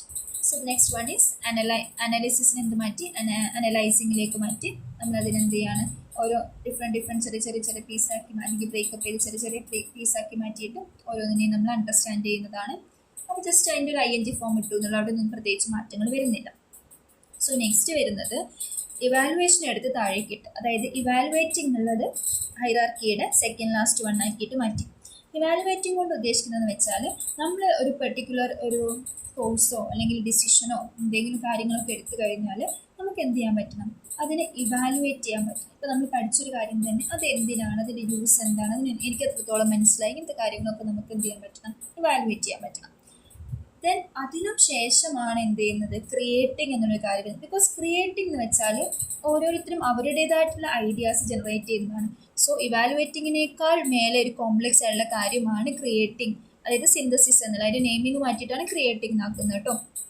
അപ്പം ഇതുവരെ നമുക്ക് ടീച്ചേഴ്സ് പറഞ്ഞ കാര്യത്തിൽ നിന്ന് ഓരോ കുട്ടിയും അവരുടെ എബിലിറ്റി അനുസരിച്ചിട്ട് അവരുടെ പുതിയ പുതിയ ഐഡിയാസ് കാര്യങ്ങളൊക്കെ വരുന്നതാണ് ഈ ഒരു ക്രിയേറ്റിംഗ് കൊണ്ട് ഉദ്ദേശിക്കുന്നത് അല്ലേ. സോ അപ്പോൾ അതെന്താണ്, ഹൈറാർക്കിയുടെ ഏറ്റവും കോംപ്ലക്സ് സ്റ്റേജ് ആണ് ക്രിയേറ്റിംഗ്. അത് എല്ലാവർക്കും അത് പറ്റില്ല. അതായത് നമ്മൾ പുതിയ കാര്യങ്ങൾ ഡിസൈൻ ചെയ്യുന്നത്, പ്ലാൻ ചെയ്യുന്നത്, പ്രൊഡ്യൂസ് ചെയ്യുന്നത്, പുതിയ തിങ്സ് ഇൻവെൻറ്റ് ചെയ്യുന്നത്, ഇതൊക്കെ എന്താണ് ക്രിയേറ്റിങ്ങിൽ നമുക്ക് ഇൻക്ലൂഡ് ചെയ്യാം. അപ്പോൾ ഇവാലുവേറ്റിംഗ് വെച്ചാൽ നമ്മൾ ഓൾറെഡി പഠിച്ച കാര്യങ്ങളൊന്ന് സമ്മറൈസ് ചെയ്യുന്നതാണ്. പക്ഷെ ക്രിയേറ്റിംഗ് വെച്ചാൽ നമ്മളായിട്ട് പുതിയ തോട്ട്സ് കാര്യങ്ങളൊക്കെ എക്സിസ്റ്റിംഗ് ഐഡിയാസ് ഉണ്ടാക്കുന്നതാണ്. സോ അത് ഹൈറാർക്കിയുടെ ഏറ്റവും മേലെ വരണം എന്നാണ് അവർ പറയുന്നത്. സോ അപ്പോൾ ഇതൊക്കെയാണ് മെയിനായിട്ടും റിവൈസ്ഡ് ബ്ലൂംസ് ടാക്സോണമിയിൽ നമ്മൾ പറയുന്ന കാര്യങ്ങൾ. അപ്പോൾ നിങ്ങൾ നിർബന്ധമായിട്ടും എന്ത് ചെയ്യുക, ഈ ഒരു ബ്ലൂംസ് ടാക്സോണമിയും റിവൈസ്ഡ് ബ്ലൂംസ് ഈ ഒരു ഇതും പഠിക്കുക. അതുപോലെ തന്നെ പിരമിഡൽ രീതിയിൽ വരച്ചിട്ടുള്ളതും പഠിക്കുക. രണ്ടും സെയിം തന്നെയാണ്. പക്ഷെ നിങ്ങൾ വരയ്ക്കുന്ന സമയത്ത് നിങ്ങൾക്ക് രണ്ടും നിങ്ങൾ ഡ്രോ ചെയ്തുകൊണ്ടും നിങ്ങൾക്കത് സ്പേസ് പെട്ടെന്ന് കവർ ചെയ്യാനും അതുപോലെ തന്നെ ബിക്കോസ് ഇതിങ്ങനെ വരച്ചാൽ നമുക്കറിയാം ആ കുട്ടിക്ക് അത്യാവശ്യം ആ ഒരു ടാക്സോണമി കാര്യങ്ങളെക്കുറിച്ച് നോളേജ് കാര്യങ്ങളൊക്കെ ഉണ്ടെന്ന്. സോ അപ്പോൾ നിങ്ങൾക്ക് കുറച്ചുകൂടി മാർക്ക് സ്കോർ ചെയ്യാനൊക്കെ അത് ഈസി ആയിരിക്കും. പിന്നെ അതുപോലെ തന്നെ നിങ്ങൾക്ക് പിന്നെ ഒരു എക്സ്പ്ലനേഷൻ എഴുതാനൊക്കെ ഇത് ഈസി ആയിരിക്കും കേട്ടോ. അങ്ങനത്തെ കാര്യങ്ങളൊക്കെ അതിൽ ഇൻക്ലൂഡ് ചെയ്യാം. അപ്പോൾ മെയിനായിട്ടും ഈ ഒരു ചാപ്റ്ററിൽ ഇത്രയും കാര്യങ്ങളാണ് പറയുന്നത്. അപ്പം അതിനുശേഷം നിങ്ങൾക്ക് നിങ്ങളുടെ ഓരോ പെഡഗോജി അനുസരിച്ചിട്ടും എങ്ങനെയാണ് ഓരോന്നിൻ്റെ ഇൻസ്ട്രക്ഷൻ ഒബ്ജക്റ്റീവ്സ് എഴുതാമെന്നൊക്കെ ഉണ്ടായിരിക്കും. അപ്പോൾ ഇൻസ്ട്രക്ഷൻ ഒബ്ജക്റ്റീവ്സ് എഴുതണമൊന്നുമില്ല. അപ്പോൾ ഞാൻ ജസ്റ്റ് ഒരു ഫിസിക്സിലെ ടോപ്പിക്ക് പറയാം. ഫോർ എക്സാമ്പിൾ ഞാൻ കുട്ടികളെ റിഫ്ലക്ഷൻ പഠിപ്പിക്കാൻ പോവാണ്. അപ്പോൾ റിഫ്ലക്ഷൻ പഠിപ്പിക്കാൻ പോകുന്ന സമയത്ത് എനിക്കറിയാം കുട്ടികൾ അതുകൊണ്ട് എന്ത് പഠിക്കണം, കുട്ടികൾ റിഫ്ലക്ഷൻ എന്താണെന്ന് പഠിക്കണം, അതിൻ്റെ ഒരു ഫിഗർ വരക്കാൻ പഠിക്കണം അല്ലേ. അതുപോലെ തന്നെ അതിൻ്റെ ലോസ് അറിയണം, അതിൻ്റെ പ്രാക്ടിക്കൽ ആപ്ലിക്കേഷൻ കുട്ടികൾക്ക് മനസ്സിലാവണം. ഇതായിരിക്കുമല്ലോ എൻ്റെ ഒരു എയിം എന്ന് പറഞ്ഞാൽ. അത് തന്നെയാണ് എൻ്റെ ഇൻസ്ട്രക്ഷൻ ഒബ്ജക്റ്റീവ്സ്. ഇപ്പോൾ നിങ്ങൾ ഇംഗ്ലീഷിൽ ഒരു കുട്ടികളെ ഒരു പോയം പഠിപ്പിക്കാൻ പോവുകയാണെങ്കിൽ നിങ്ങളുടെ മനസ്സിൽ എന്തായിരിക്കും, ആ കുട്ടിക്ക് ആ പോയത്തിൻ്റെ കണ്ടന്റ് മനസ്സിലാവണം, ആ ഓതറെ കുറിച്ച് മനസ്സിലാവണം, പിന്നെ അതിൽ വരുന്ന പോയറ്റിക് ഡിവൈസസിനെ കുറിച്ച് മനസ്സിലാവണം, പിന്നെ അതിനെക്കുറിച്ചുള്ള ഒരു എസ്സേ കാര്യങ്ങൾ അല്ലെങ്കിൽ അതിൽ വരുന്ന എന്തെങ്കിലും ഇംഗ്ലീഷിൽ എന്തെങ്കിലുമൊക്കെ കാര്യങ്ങളുണ്ടെങ്കിൽ ആ രീതിയിലല്ലേ. അപ്പോൾ അതിനെ കുട്ടികൾ കുറച്ച് ക്രിയേറ്റീവായിട്ട് എഴുതാൻ പറ്റണം. ഇതൊക്കെ ആവുമല്ലോ നമ്മുടെ എയിം. അല്ലെങ്കിൽ നമ്മൾ അതിന് എന്ത് ഗ്രാമറാണ് കുട്ടിയെ പഠിപ്പിക്കാൻ ഉദ്ദേശിക്കുന്നത്, എന്ത് കണ്ടന്റാണ്, ഇതൊക്കെയാണല്ലോ നമ്മുടെ മെയിനായിട്ടുള്ള എയിം അല്ലേ. അതുതന്നെയാണ് എന്ത് ഇൻസ്ട്രക്ഷൻ ഒബ്ജക്റ്റീവ്സ് നമ്മൾ എഴുതേണ്ടത്. ഓക്കെ, അപ്പോൾ ഇത് കുട്ടികൾക്ക് മനസ്സിലാവാന്നുള്ളൊരു എയിമോട് കൂടിയിട്ടാണ് നമ്മൾ കുട്ടികളെ പഠിപ്പിക്കുന്നത് അല്ലേ. അപ്പം അങ്ങനത്തെ കാര്യങ്ങളായിരിക്കും അതിൻ്റെ മെയിനായിട്ടുള്ള കാര്യങ്ങളായിട്ട് നമ്മൾ എഴുതേണ്ടത്. അപ്പോൾ ഓരോ സബ്ജക്ട്സിലും അതങ്ങനെ തന്നെയായിരിക്കും. അതായത് ഓരോ ചാപ്റ്ററിൻ്റെയും ഇപ്പോൾ നമ്മൾ ഓരോ ചാപ്റ്റേഴ്സ് എടുക്കുമ്പോൾ അതിൻ്റെ ഫസ്റ്റിലേ ഉണ്ടാവും അല്ലേ ഈ ചാപ്റ്ററിൽ ആ കുട്ടി എന്തൊക്കെയാണ് പഠിക്കുന്നതെന്ന്. അതാണ് ഒബ്ജക്റ്റീവ്സ് കേട്ടോ. അപ്പോൾ അത് അത്രയേ ഉള്ളൂ. So that's all about the chapter. ഇത്രയേ ഉള്ളൂ ഫസ്റ്റ് ചാപ്റ്റർ. സോ ഫസ്റ്റ് ചാപ്റ്ററിൽ അപ്പോൾ ഞാൻ എന്തൊക്കെയാണ് പഠിക്കേണ്ടതെന്ന് മെയിനായിട്ട് പറഞ്ഞുതരാം. നിങ്ങൾ മെയിനായിട്ട് പഠിക്കേണ്ടത് വെച്ചാൽ ബ്ലൂംസ് ടാക്സോണമിയും ബ്ലൂംസ് റിവൈസ്ഡ് ടാക്സോണമിയും നിർബന്ധമായിട്ട് പഠിക്കണം. പിന്നെ നിങ്ങളുടെ പെഡഗോജി അത് എല്ലാവർക്കും സെയിം ആണ് കേട്ടോ, ഈ ഒരു ടാക്സോണമി കാര്യങ്ങളൊക്കെ.